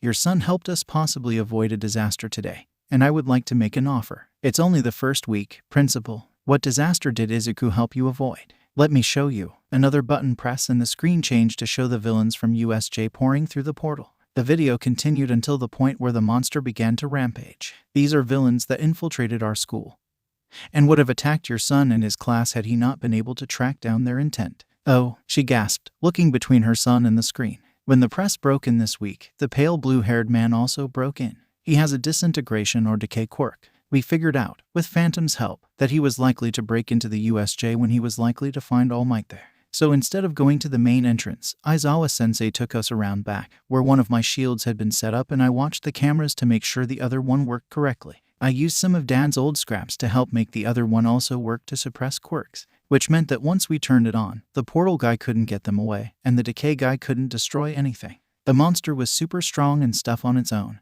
and it didn't feel pain, but thankfully Endeavor got there before we found out if it could overload my shields," Izuku explained quickly. "So you were in a potentially dangerous situation, and didn't tell me beforehand?" she asked, her eyes narrowing at her son. "No, I was in a controlled situation that could have ended up dangerous if the plan failed," he protested, feeling his resolve weakening. "Besides, if I hadn't come up with this plan, they would have just tried again." "Exactly so. As you helped with the capture, I have certain liberties to share information with you." Principal Nezu clapped his hands gleefully. So, All for One was rather enraged at being captured before he could put the final parts to one of his plans in place, namely young Shigaraki Tamura, who is actually Samura Tenko. "You were spot on with your assessment there, Midoriya-kun. The good doctor," the animal's face scrunched at the descriptor, "was also captured and all of his systems copied for further investigation then purged. The remaining monsters, which he calls Namu, were also purged. We made sure to search every inch of his location and the other locations Phantom found to make sure we got it all, even checking for hidden nooks in floors and walls. If you want, I can have some additional scanners ready by the end of this week to check for anything else." Izuku nodded. "I would much rather you see what Stark has on breaking out of mind control." Nezu sighed and pulled up the profile for the warper who Phantom had raised concern over. It would seem that this Kuriguri, as they are calling him, is a very high-end Nama with a bit more autonomy ordinarily. From what I can tell so far, he has been subjected to both traditional methods of brainwashing and a number of quirks that have rendered him unable to make his own decisions outside of specific parameters. The base body for him also happens to be one of my former students here," he added bitterly, stirring his tea. "I would very much like to attempt to bring his mind back to himself. I will see what they have. If they don't have anything, I'll do some research." Izuku tilted his head slightly. "Are there any current students who have a quirk that could do something similar?" "I believe we have one. Why do you ask?" There was a gleam in the principal's eye that showed he knew, but was fascinated all the same. That person might be able to help break the other quirks holding his mind hostage. The other ways would take a lot of therapy, but Stark has a couple therapy aids that we could implement here at UA. They honestly would be good to implement regardless. Izuku shrugged, once again reaching for the laptop they'd used before. "I'll grab the info for that so you can look through it on your own. With the right commands, depending on how the quirks work and interact with each other, we might be able to get halfway there and do the rest the standard way." "That's all well and good. However, the student is a first year like you and is in general ed," Nezu-sensei commented. "Aizawa-sensei has had his eye on expelling Minda since the first day. Give him another week and the creep will likely be gone." Izuku waved a hand dismissively. "Izuku, it's rude to dismiss your principal and you shouldn't call people creeps." His mother gasped. "Mom, he tried to grope every girl who got too close to him the first day of school and has repeatedly leered at them to the point where they hid behind other classmates so that he couldn't see them anymore when he saw them in costume for the first time. Speaking of, principal, please tell me you're doing something about the support company who made Uraraka, Yaoyorozu, and Hagakura's costumes. For what reason?" The principal answered mildly. Uraraka's is skin-tight and has heels. Yaoyorozu's just leaves all her vital points exposed, and that bookshelf on her back is going to break her spine. And as I brought up at the beginning of the week, Hagakure's was nothing but a pair of boots and some gloves. He huffed. I've already redesigned Uraraka's. I'm working on some DNA-infused fabric for Hagakure's since her quirk is not what she thought it was. And Yaoyorozu said she's willing to get a redesign. But she doesn't know when she can come in to make decisions based on what I'm sketching up for her. Oh yes, rest assured, they're going to understand their wrongdoings. I wouldn't let my students get taken advantage of that way. You already knew all of that, and I ranted for no good reason. Izuku sighed and rubbed his face. It is good to see your mindset on such things. And it is also good for your confidence to be allowed to say such things without fear of retribution. The principal gave a sharp grin. Now, it is time for the debriefing with the rest of the heroes. Midoriya-kun, I would very much like you to accompany me if you feel comfortable. Due to certain personalities, it would probably be best if Midoriya-san remained here or headed home. I can have one of our staff drive Midoriya-kun home when the meeting is over. Why am I not allowed to be part of the meeting that pertains to my son? Because it is a hero matter, unfortunately. Because of Midoriya-kun's involvement, it's being treated as though he was an intern involved in an investigation, which means his mentor is being treated as his guardian for such debriefs. Principal Nezu sounded apologetic, then optimistic. The good news is that this means Aizawa-kun is to be considered his mentor as one of his homeroom teachers. He will now allow anything bad to happen to your son, Midoriya-san. Fine, Phantom, if things go south, you will alert me, she demanded sharply. Ma'am, yes ma'am, I will be listening closely, Phantom announced from Izuku's phone. It's like having a babysitter. Izuku groaned. Behave yourself in the meeting, Phantom. And you don't get to go running to mom just because someone doesn't like a first year being in the meeting. Izuku's mom considered this for a moment. Acceptable. I do expect the staff to reprimand them in that case though. I will see you at home. She gave Izuku a tight hug and ruffled his curls shortly before walking away, making for the gate. I rather like her. The principal laughed quietly, jumping onto Izuku's shoulder, who only briefly swayed from the impact. I think she and I will have tea sometime. Izuku suddenly understood why Aizawa-sensei looked a bit queasy when he found out that Izuku would be taking private lessons with Nezu-sensei next semester. Something about his tone made Izuku fear for his safety and his sanity. Izuku was rather nervous as he walked into the meeting room, wringing his hands vigorously until Phantom stopped him with a firm, "Kid, the plan that they executed was yours. Every moment of it." With a deep breath, Izuku straightened his back and marched in there, feeling Principal Nezu pat his shoulder and seeing the flash of a proud smile in the corner of his eye. Very good. Now, I'm at the head of the table. I want you to my right. Understood. The room was mostly empty, with Aizawa-sensei sitting to the left hand of the head of the table and several UA teachers ranging down that side of the table. Yes, sensei, Izuku answered, trying not to shrink back again when he felt the eyes of the teachers who didn't interact with him often.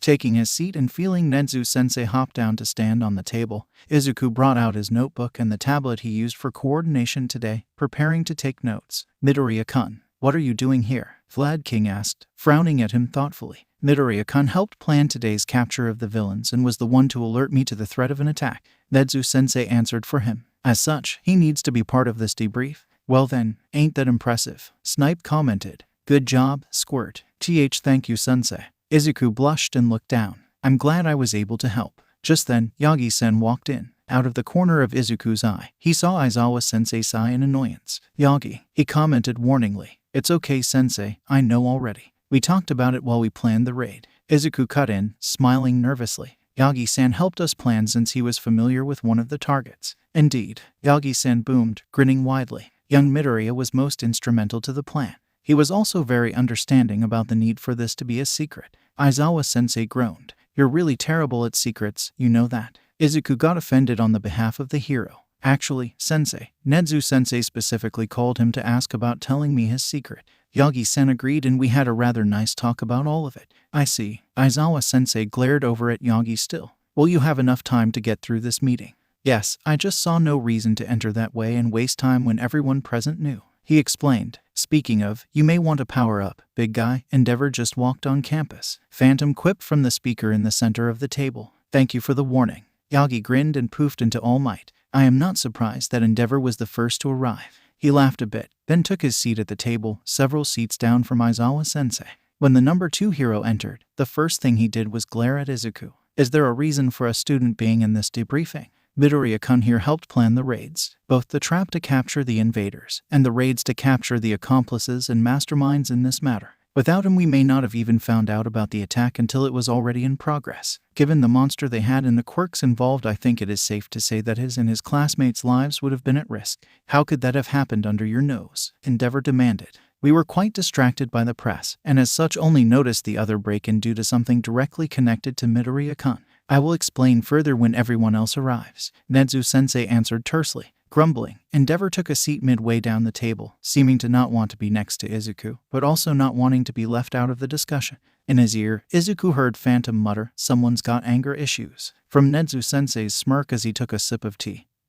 He could hear the AI. Izuku tapped his finger on his phone again in admonishment. "Oh, don't give me that, I'm right." Aizawa-sensei smirked at Izuku across the table, tapping on his phone and sending a message to Izuku's tablet. "Phantom's being a little sheet, isn't he?" Izuku nodded at his teacher, sighing in frustration. When Aizawa-sensei tapped his ear twice, Izuku closed his eyes in dread before sending the permission to Phantom through the tablet to patch the teacher into hearing the AI live. "All I said was that flaming butthead over there clearly has a temper." "Hey, isn't that Todoroki kid in Green Bean's class's kid?" Phantom added, sounding a bit off. When Aizawa-sensei gave an affirmative hum, the AI began to sound very thoughtful. "Isn't it odd that a kid with a dual quirk only uses the half that isn't similar to the parent who has obvious anger issues?" Aizawa-sensei's eyes widened and Izuku typed out a quick message meant for both of them. "Let's wait to analyze that until after this debrief. We can discuss with Principal Nezu when everyone leaves." "All right, I'm going to be watching him though," Phantom grumbled, and Aizawa-sensei sent Izuku a subtle thumbs up as more heroes filed in.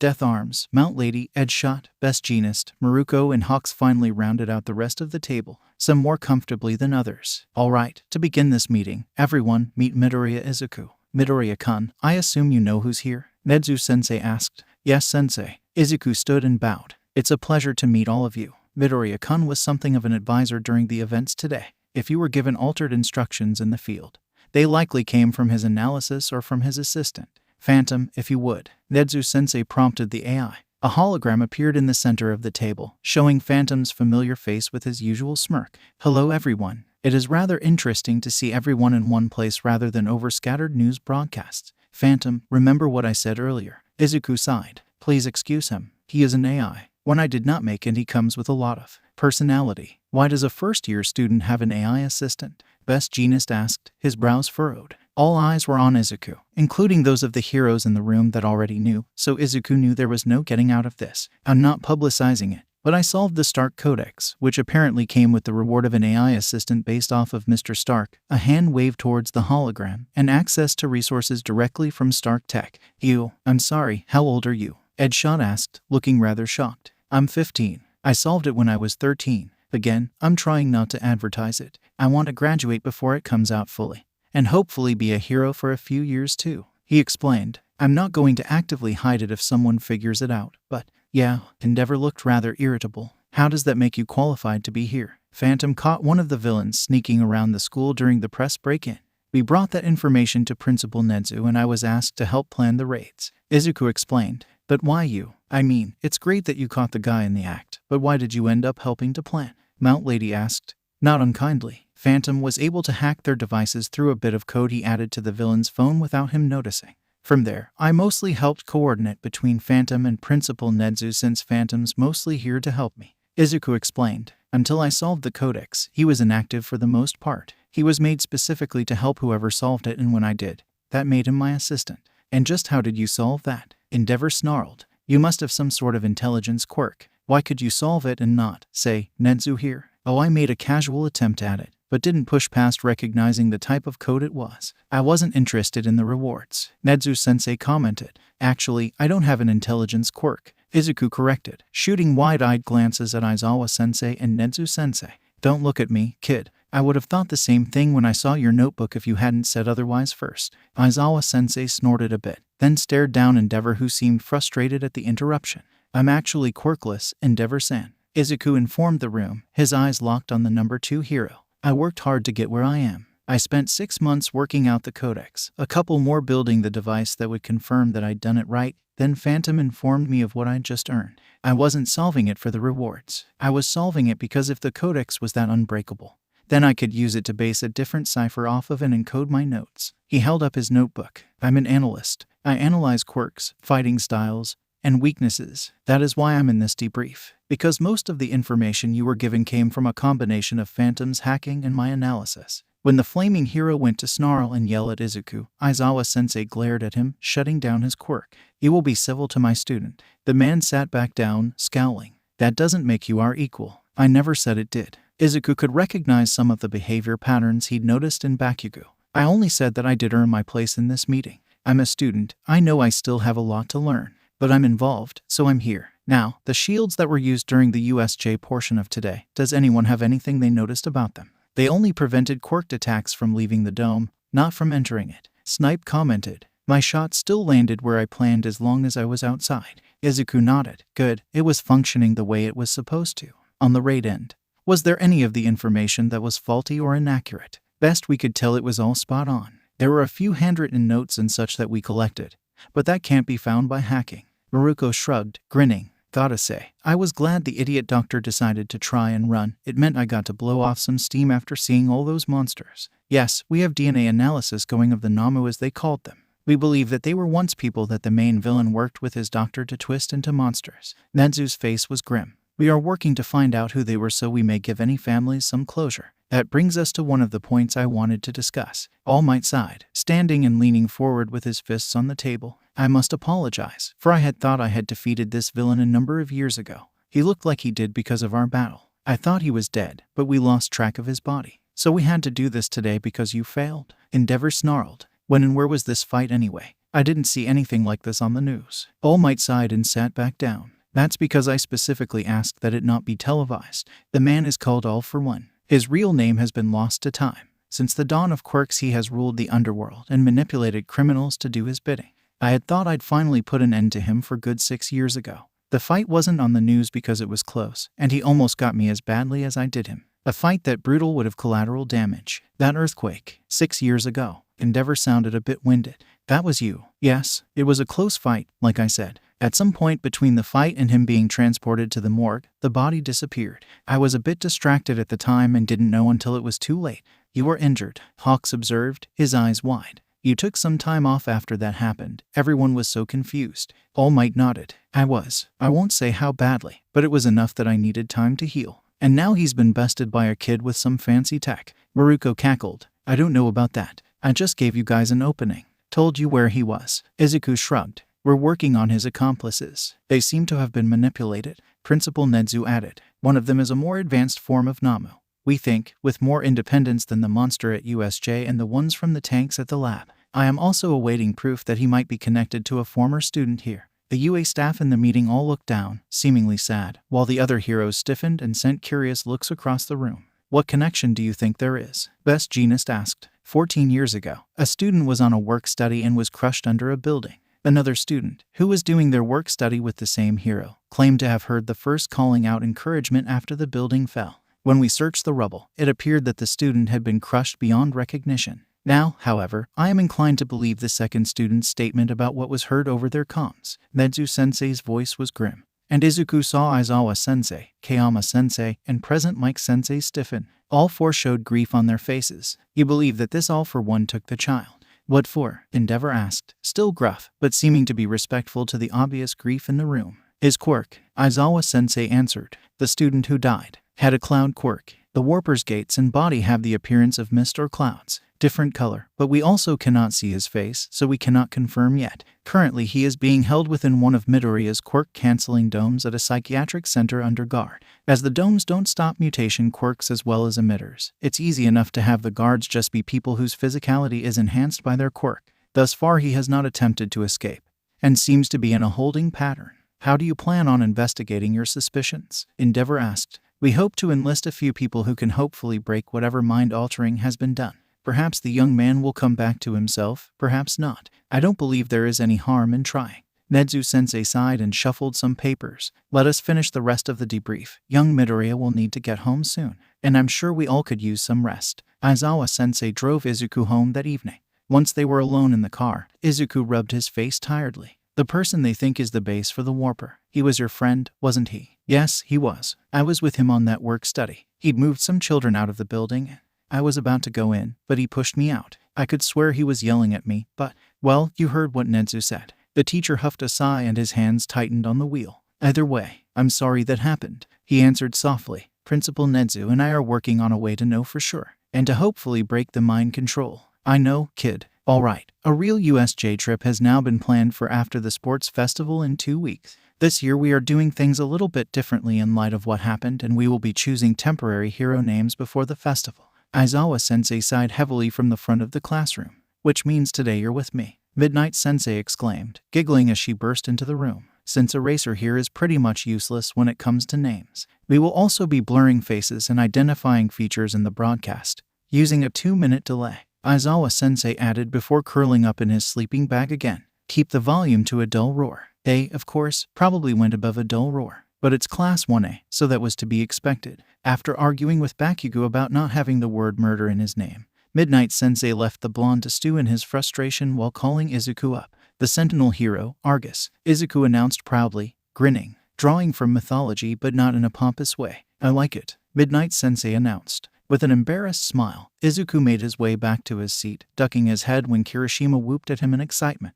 Midoriya, Nezu wants to see you. Aizawa-sensei sighed at the end of homeroom. I'll let Majima know. Take your things. He said you'll be back to class in time for labs. Yes, sensei, thank you. Izuku bowed slightly, taking up his backpack and exiting quietly. He hummed lightly as he walked down the hallway to the principal's office. The door opened before he could even knock and Phantom chuckled in his ear. Yes, principal, you wanted to speak with me. On Midoriya. Perfect. Principal Nezu called, waving Izuku to what was becoming his usual seat. You asked about current students who may be able to help our brainwashed friend, and I thought you might like to meet them first. With a grin, Izuku pulled out his notebook, prepping for notes. I'm going to guess you received my email then. Phantom had a list compiled by the time I got home from the debrief. He chuckled. I did indeed. I am most fascinated, and hopefully those tools will be most useful once we clear any quirk-induced effects from the subject in question. The door opened again on its own and Principal Nezu called, Ah yes, Shinsu-kun. Please, come in, take a seat. Nobody is in trouble here. No need to be nervous. Izuku looked over to see the purple-haired boy that had been dismissive of Hero Course students on the day the press had broken.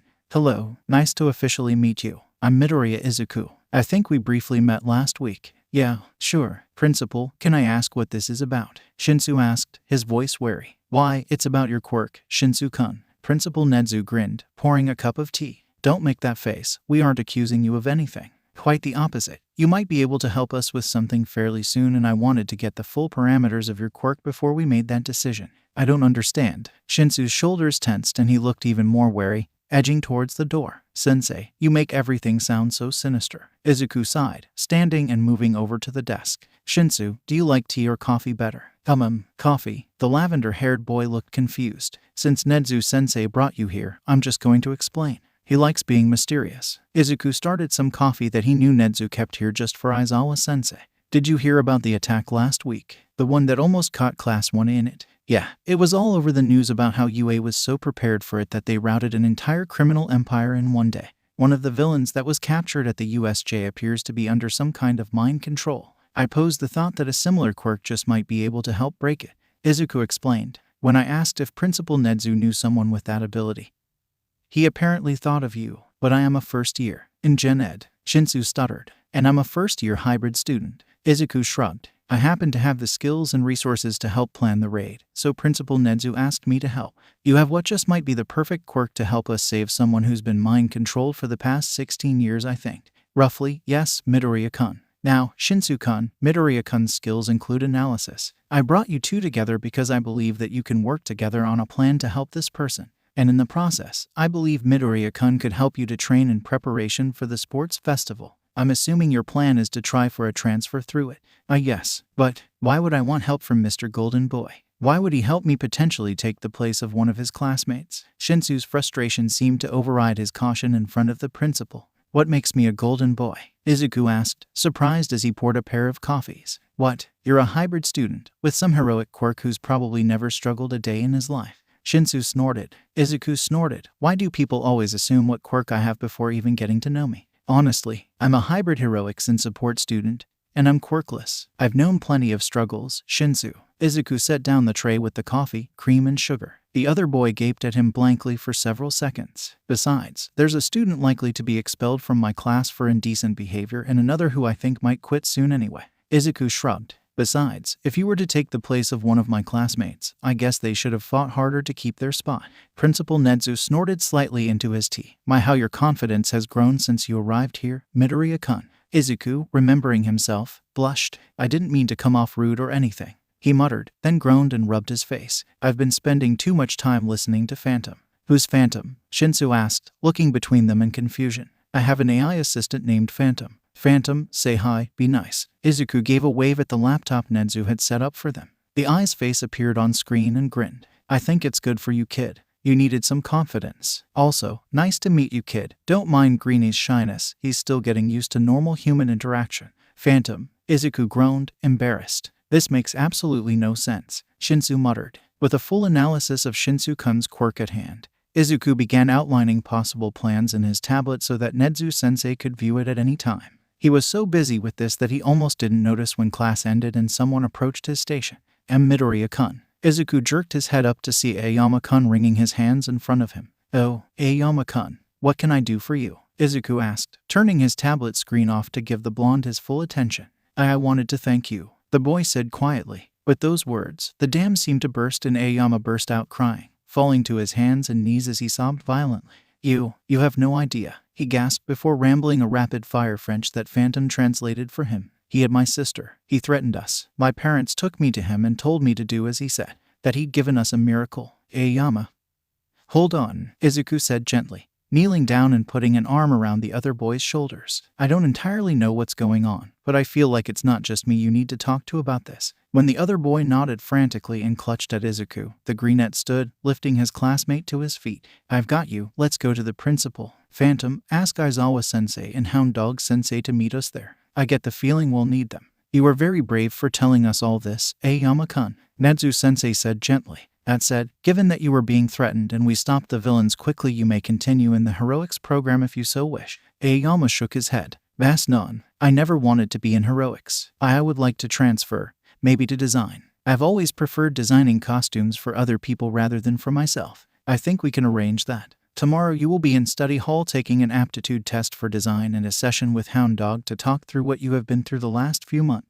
After the initial session, he will make an assessment as to any regular visits going forward. Nezu nodded firmly, with Hound Dog mirroring him. Aizawa-sensei sighed. Just for the future, if you had told me I would have found a way to handle it discreetly. Yes, sensei. I am sorry. You're a child. You never should have been involved, but it's over now. They can't get to you anymore. Aizawa-sensei hid his face in his scarf, his eyes softening just slightly. Focus on your sessions with Hound Dog, and on the future. Yes, sensei. Aoyama nodded resolutely. Aizawa-sensei insisted on driving Izuku home that evening, and Izuku could see a question burning in the teacher's throat. You want to ask me something? Izuku commented quietly, meeting the teacher's glance at one stoplight. With a heavy sigh, Aizawa-sensei pulled away from the light and tapped his fingers on the steering wheel a moment before speaking. Nezu said you predicted that Aoyama would not want to continue in the hero course. Apparently you implied as such rather flippantly during your meeting with Shinsu. He always seemed reluctant to do pretty much anything heroics related. He's brave, for sure, but his heart didn't seem to be in it. Izuku explained. It didn't seem like heroics made him happy. I figured his parents were just being pushy. I didn't know all of that. Aizawa-sensei snorted lightly. I don't think anyone would have guessed that situation. It means Shinsu-kun has an open spot to work for, Izuku observed. I suppose so. Think he's got what it takes. I think if he was given the chance, and with a bit of training, he just might end up my generation's version of you. Izuku smiled serenely. What's that supposed to mean? You have matching attitudes, for one. You also made your way into heroics using the sports festival. His body type is pretty similar to yours and he'll probably benefit from a similar fighting style. Most of all, his quirk is best used with ambush tactics when people either don't know it's him they're fighting or before the fight starts. He listed his points, with the added bonus of being good for hostage negotiations if he disguises himself as a cop or something. We're in the testing phase to see if his quirk works through technology. What's the verdict so far? Electronics are a no-go, but May and I have a fun idea of playing with acoustics, which could also provide him a way to disguise his voice. I fear for Power Loader's mental health with you two gremlins in class together. Aizawa-sensei deadpans. Sensei, if anything, I prevent a lot of explosions and keep May from being more destructive. Izuku protested. She's really smart, just not always as careful of accidents as she should be. Problem children, both of you. Izuku cringed at Bakugo's speech that began the sports festival. You know, I really wish that could have been you up there instead of Blasty. Uraraka muttered to him. would have been if someone hadn't messed with my results, Izuku admitted. I almost wasn't in heroics because somebody on the school board didn't like a Quirkless getting into UA. She didn't check support. Nezu and Aizawa-sensei noticed I was missing from the heroics rosters and fixed it. Really? How'd that work out for them? Apparently Principal Nezu had her removed from the board and sued her on my behalf for quirkism. He snorted. Uraraka huffed a bit and shook her head. Serves her right. Izuku just rolled his eyes fondly, watching the screen for the first event and adjusting his wings into standby. When it settled okay obstacle course, he leaned towards Uraraka again. Do you see the first obstacle? She gave a feral grin in response. See you at the finish line. He grinned back at the challenge, leaping into the air as soon as the race started, darting into the air and diving through the tunnel exit with a whoop. He flew past Todoroki, landing on the other side of the robots to let the wings cool a bit. He hadn't quite fixed the heating issue during longer flights yet, running with them in standby.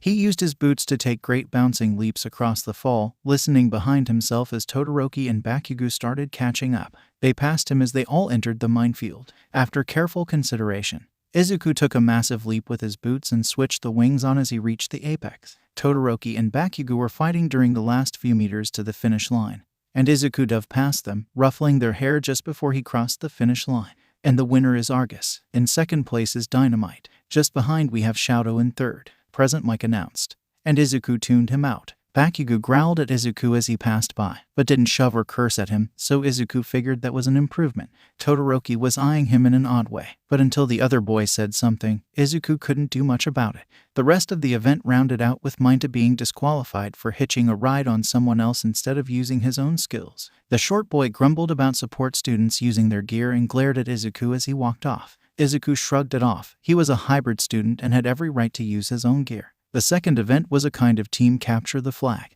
Izuku teamed up with Mei, Shinsu, and Uraraka. With their mobility and Shinsu's ability to surprise people with his quirk, they easily held onto their high point flag and collected a handful more in the process. They took first place, drawing glares from Bakugo and more curious looks from Todoroki. They had a longer break between events, and Todoroki finally pulled Izuku aside. The fact that you've gotten so far is impressive. Todoroki deadpanned, and looked like he was about to start a very long conversation. Before you start, Todoroki-kun, I wanted to let you know about something, Izuku said quietly. I don't know all the details, but I do know that your father isn't a very nice person. I'm an analyst, and the fact that you only use half your quirk, it's a bad sign. Aizawa-sensei is aware of my concerns, and if there are specific goals you would prefer, it would probably be best if you told me or Aizawa-sensei now. Todoroki paused, his mouth opening and closing for a bit before he finally settled on nodding his head firmly. Have you heard of quirk marriages? Izuku took a deep breath and nodded. That's illegal. We can do something with that.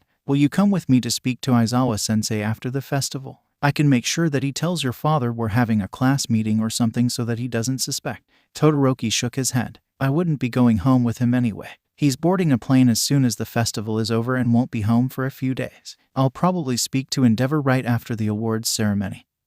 But I can meet you after that. Izuku nodded, sighing. I can't make any promises, but I do know that cutting off half your quirk is only going to hurt you in the long run. There's so much you could do, and limiting yourself because he's awful is going to get you or someone else hurt badly. Think about it. Izuku turned and walked away, pulling out his phone on his way up to the stands. I already alerted Netsu. He put on his planning smirk, so he's got something in the works from just that. Izuku sighed and sent Netsu-sensei a text with his analysis of the situation thus far. Hopefully we can do something about this. I'd hate to see him get hurt. We're on it, kid. Focus on the festival for now. Phantom ordered. All right. Izuku nodded resolutely, shaking it off a bit as he arrived at the door to the section for Class 1A. Mido, there you are, Uraraka called. She pointed to the seat next to her and Izuku gladly took it, sipping his water and waiting for the brackets to be announced. Izuku groaned at his first matchup. Shinso's gonna hate having me for his first fight. Why's that? Uraraka looked puzzled. His quirk works best if you don't know what's coming. I've been working with him through Principal Netsu since USJ. We've done some physical training too, since he wants to join the hero course after the sports fest anyway. Izuku sighed. He's gonna give me so much crap during our match. I mean, you've gotten pretty good at comebacks over the course of the year so far, Uraraka pointed out. A bitter laugh came from behind Izuku. And that's how he gets you. Izuku turned around to see Ajiro glaring at the floor. I wanted to warn you about that, actually. I think I understand. Izuku's voice was cold, and he felt like ice water was trickling down his spine. But just because you're bitter that he got one over on you doesn't mean you should be trying to ruin his chances in the tournament. He's a villain in the making. Ajiro snarled, glaring at Izuku now. No, Izuku said firmly. If you want to go by that logic, I'm a waste of space that should die. Ajiro pulled back and his eyes widened, glare forgotten as he sputtered in shock. Quirks are tools, nothing more. Shinso has had to fight for his whole life to survive because of people like you. I have spent my whole life being treated like trash because of people like you. Izuku advanced on Ajiro, his hand snapping out to grab the front of the other boy's shirt and draw him close. If you're going to be a prejudiced asshole, get the hell out of heroics. We don't need another bigot with permission to beat people up. Shoving the blonde away, Izuku stalked to the door, calling over his shoulder. I'll see you later, Uraraka. Good luck with Bakugo. Izuku spent his prep time taking some deep breaths. He didn't want to take it out on Shinso. When his name was called, he walked out onto the field with just his boots and utility belt, foregoing the wings. Not gonna fly out of reach? Shinso asked, smirking sardonically. Izuku raised an eyebrow at him, pointing at the borders of the square but not verbally answering. You know, this matchup kinda sucks for me, Shinso grumbled. You know almost more about my quirk than I do. Izuku rolled his eyes and got into a ready position as Midnight Sensei counted them off, gesturing for Shinso to come at him. You're such a little sheet, Shinso accused, running forward and trying to use his longer reach to grab Izuku. But you know that, don't you? Izuku suppressed a snort, dancing out of Shinso's reach and carefully leading him back towards one of the ring borders. Shinso followed him carefully, still taking swipes at him. It really isn't fair that the first person I'm up against is also someone who knows my quirk. I want to go underground for a reason, you know. Izuku still refused to answer him, grinning when he realized his own foot was just inches from the edge. A tap of his heel activated his boots, and he used them to kick off from the ground. Izuku planted one hand on Shinso's head, letting his feet arch over his own head as he flipped over the taller boy. As he descended, Izuku planted his foot between Shinso's shoulder blades and shoved. Shinso's base was pretty good, but it wasn't perfect. He stumbled, but recovered before he could step over the line. You little sheet, he laughed. Izuku grinned as his friend spun around, once again dodging his lunge, but this time grabbing and tossing Shinso over his hip. Shinso popped up quickly, a feral grin on his lips. They circled each other, each waiting for an opening. Finally, Shinso once again lunged for Izuku, who ducked under his arms and planted his shoulder into the taller boy's stomach, lifting him onto his shoulders. Izuku, what are you doing? Shinso struggled, but Izuku's grip kept him in place across his deceptively broad shoulders. Izuku simply walked over to the border and tossed Shinso over it with a huff of exertion. And the winner by ring out is Argus, Midnight cried, taking Izuku's hand and lifting it into the air. Izuku grinned and walked over to Shinso when released, giving him a hand up. Besides, since you want to go underground, isn't it best if you don't show off your quirk? Izuku asked quietly. Good point. You're still a little sheet though, Shinso grumbled. Yeah, but you knew that already. Izuku laughed, dodging the hand reaching for his hair and taking off as Shinso gave chase to keep trying.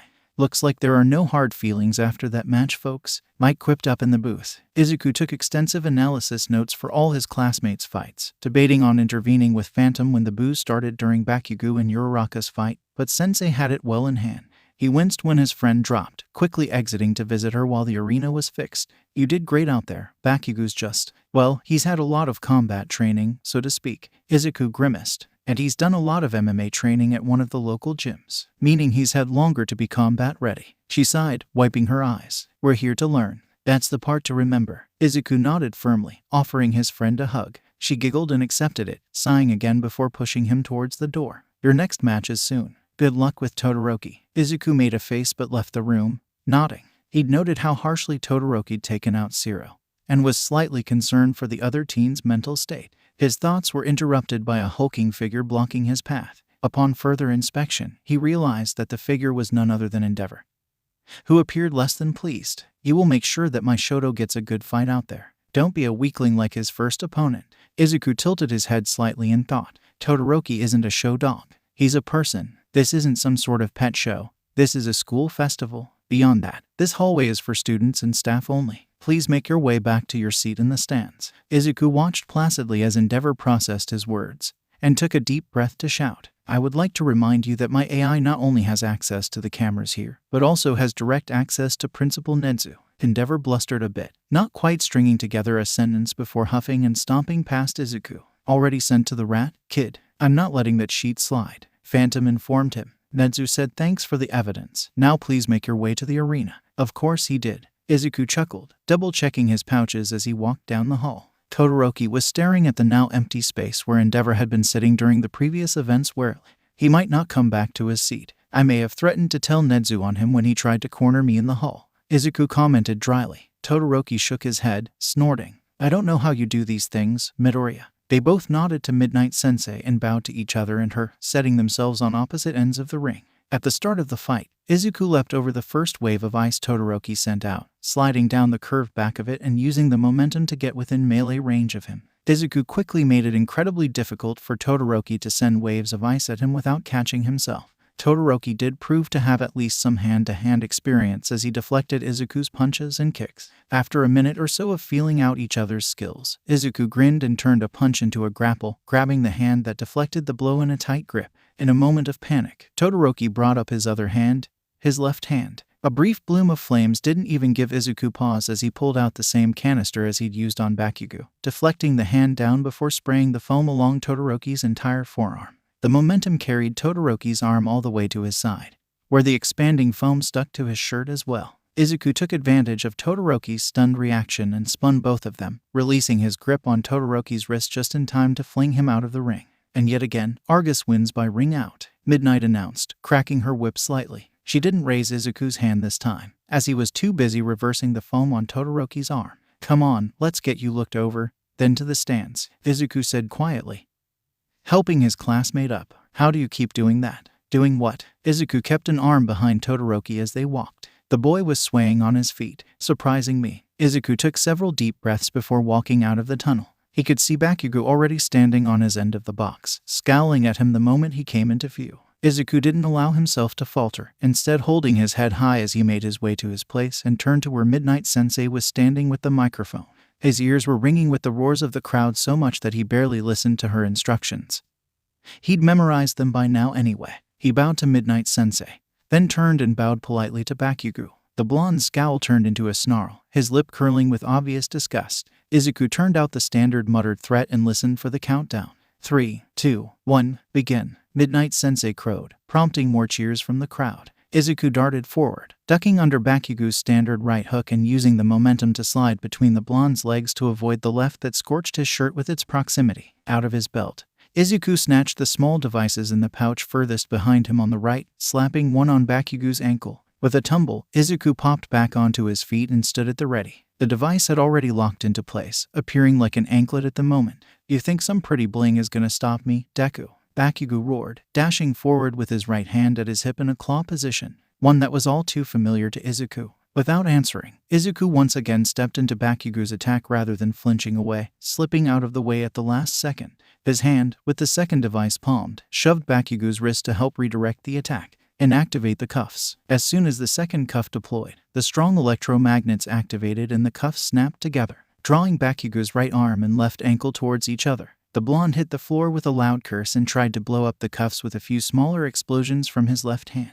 Do you really think I didn't plan for your quirk? Izuku asked, panting. He moved forward, pulling out the suppression canister. He was tired enough to almost miss that Bakugo had stopped aiming at the cuffs, and just barely avoided most of the next blast, although it destroyed the rest of his shirt. With a few muttered curses of his own, Izuku sprayed Bakugo's left hand generously and lightly added a bit to the blonde's right hand. It's over, Izuku finally snarled. Izuku waited for Midnight Sensei to call the match, but instead Aizawa Sensei did from the announcer's booth. When he turned to look at the rated R+ hero, he saw that she was staring at the scars that littered his body. A mix of slashes from a classmate who could turn his fingers into blades, a few burned scars from another who could boil water and liked to boil the rain as it fell on Izuku, and more than a handful of starbursts from Bakugo's explosion. He winced at the sad look in her eyes and turned his back on her to look back at Bakugo. The blonde had fallen silent and was staring, wide-eyed at the scars. What? Proud of your part in this? Izuku asked sharply. What? Bakugo and Midnight Sensei both asked. Don't play dumb, Izuku huffed, cracking the reversal agent and freeing Bakugo's hands. A quick swipe of the remote had the cuffs deactivating and he collected them quickly. Just because you stopped partway through middle school doesn't mean the others did. With that, he turned and walked away, keeping his head held high and his posture straight. A small part of him was angry at the confusion on Bakugo's face. It's not like Izuku had ever hidden his injuries from anyone other than his mom. He grimaced as he reached the cool darkness of the tunnel. Crap, his mom. With a fresh shirt and phantom now in his ear, Izuku drank some water as he waited for the awards ceremony. Kid, Aizawa wants you to come up to the booth. Apparently you're going to be meeting with a few other teachers and that Bakugo kid. Phantom said gently. I'll be there in a minute, Phantom. Izuku sighed, ruffling his own hair a bit before finger combing it into its usual messy but not style. Grabbing a fresh bottle of water to replace the one he just finished, Izuku made his way out of the green room and down the hall. The trip was a short one, and Izuku soon found himself knocking at the door to the announcer's booth. Come in, Midoriya-san, came Netsu's squeaky voice. Izuku sighed and walked in, nodding slightly at Aizawa-sensei and sending a reassuring smile to Midnight-sensei, who still looked a bit pale and concerned. Also in the room were present Mike-sensei, who also looked concerned but mustered a smile, Power Loader-sensei, whose face was unreadable behind his helmet, and Bakugo, who was sitting in a chair looking rather chastised. Yes, sensei, Izuku asked, making eye contact with Aizawa-sensei. Kid, you know what we're going to ask. Care to just explain what happened? Aizawa-sensei asked tiredly, his eyes kind behind his casual demeanor. I don't know what there is to say, really. Our school district wasn't all that strict on the no-quirk rules, and everyone saw the quirkless kid as an easy target. Izuku shrugged. Bakugo and I have known each other since we were literally in diapers, and, well, he's always been a sort of leader among our peers. When he decided that he didn't like me being quirkless, the others followed his lead. He did stop before they did, though. They kept going right through middle school. He stopped partway. Bakugo scoffed and rolled his eyes. I was only trying to get you to toughen up, he muttered. Excuse me, Aizawa-sensei growled. You were what? I was trying to get him to fucking toughen up. Okay. He kept going on about wanting to be a hero, but he wouldn't fight back or even defend himself. How the hell was he gonna be a hero then? It's called toughening up. I had to, Bakugo exclaimed, gesturing wildly, looking irritated. I stopped in middle school because he finally started taking this sheet seriously and working out in sheet. All the teachers looked horrified, and Izuku couldn't help but sigh heavily. What do you mean, you had to? He asked quietly. Please tell me that Auntie didn't. He trailed off at the look Bakugo gave him. Don't give me that. I knew she yelled at you a lot, but both of you yell, so I thought it was how you communicated. I didn't know. Katsuki, that isn't okay. Izuku walked over and sat next to the blonde. If she's doing to you even half of what the kids at school did to me, that's not okay. You know that, right? Katsuki scoffed. Yeah, 'cause anyone's gonna believe that the kid with the explosion quirk who looks like a delinquent is letting his ma beat up on him. He shook his head. Sides, I did told the principal at Alder, and he just told her that I needed more discipline. That's two that aren't going home now. Jesus, problem child. You just suss out all the traumatized ones, don't you? Aizawa-sensei snorted. I'll get started on the paperwork, for Bakugo as well as our other guest. We will be hosting you in the teachers' dorms for now. The rest will be decided later. Netsu-sensei's smile was sharp and predatory. I'm sure Bakugo-san here wouldn't mind giving a statement with our detective friend after the ceremony. Katsuki nodded, dropping his head into his hands tiredly. Yeah, sure. Am I gonna be able to get my sheet from home? They're out of town right now anyway. Some fashion show in New York. That can be arranged. Netsu-sensei nodded firmly. For now, why don't you boys start heading down for the awards ceremony? We will be starting soon. Yeah, yes, sensei. They answered in unison, both standing up and walking over to the door. It shut behind them with a strange finality. I'm going to have to text Mom. She'll want to know. Izuku said softly. How much do you want me to tell her? Katsuki sighed and glared at the ceiling as they walked, hands shoved in his pockets. Just the truth. I'm sorry I didn't see it sooner, Izuku offered, typing out a quick text to his mom that he'd explain the whole thing with his scars when he got home, and that he had something else important to talk to her about as well. They're gonna stick me in therapy, aren't they? Katsuki asked as they got to one of the entrance tunnels. Probably. Is that a bad thing? Nah, asked Ma about it years ago. She said it would make me look weak. Katsuki rolled his eyes. My father said the same thing when my sister suggested it. Todoroki commented as he walked up behind them. Todoroki-san.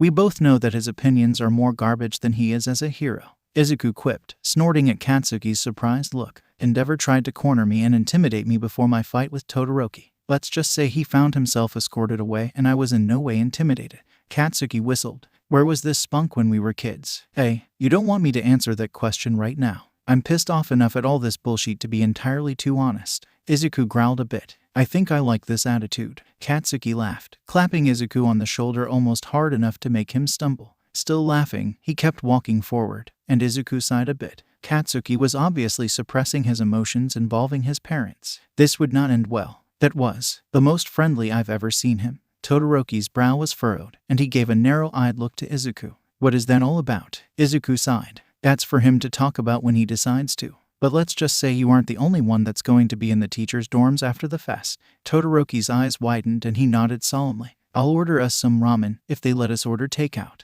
What kind does he prefer? Spicier the better. Usually Karakaraku Otsukamen, if they have it. Izuku sighed. Seriously, he adds additional hot sauce to the stuff. I don't mind most of what he cooks since it's usually a middle ground, but I'll never understand how he can taste anything. The awards ceremony went mostly smoothly, with All Might stumbling a bit over his speech but recovering well. Izuku grinned at him as he accepted the first place medal and held it up above his head. Katsuki was subdued but accepted the medal and even smiled a bit when All Might hugged and congratulated him. Shinsu was quietly smug from his place on the third place platform with Uraraka grinning ear to ear next to him. When Izuku was handed a microphone and allowed to say a few closing words, he took a deep breath. I am proud of what myself and my yearmates have put forward today. We put our all out there and we made it so far. He gestured to the others on the podium. Dreams come true when you work hard to achieve them, no matter who you are. Go beyond. He held the microphone up and yelled with the rest of the crowd who echoed back. Plus ultra. Okay, sadly the chapter is over. And if you enjoyed the video, just leave a like and subscribe with post notification. So when the next chapter is ready, you will be notified. Okay, see you in the next video. Bye.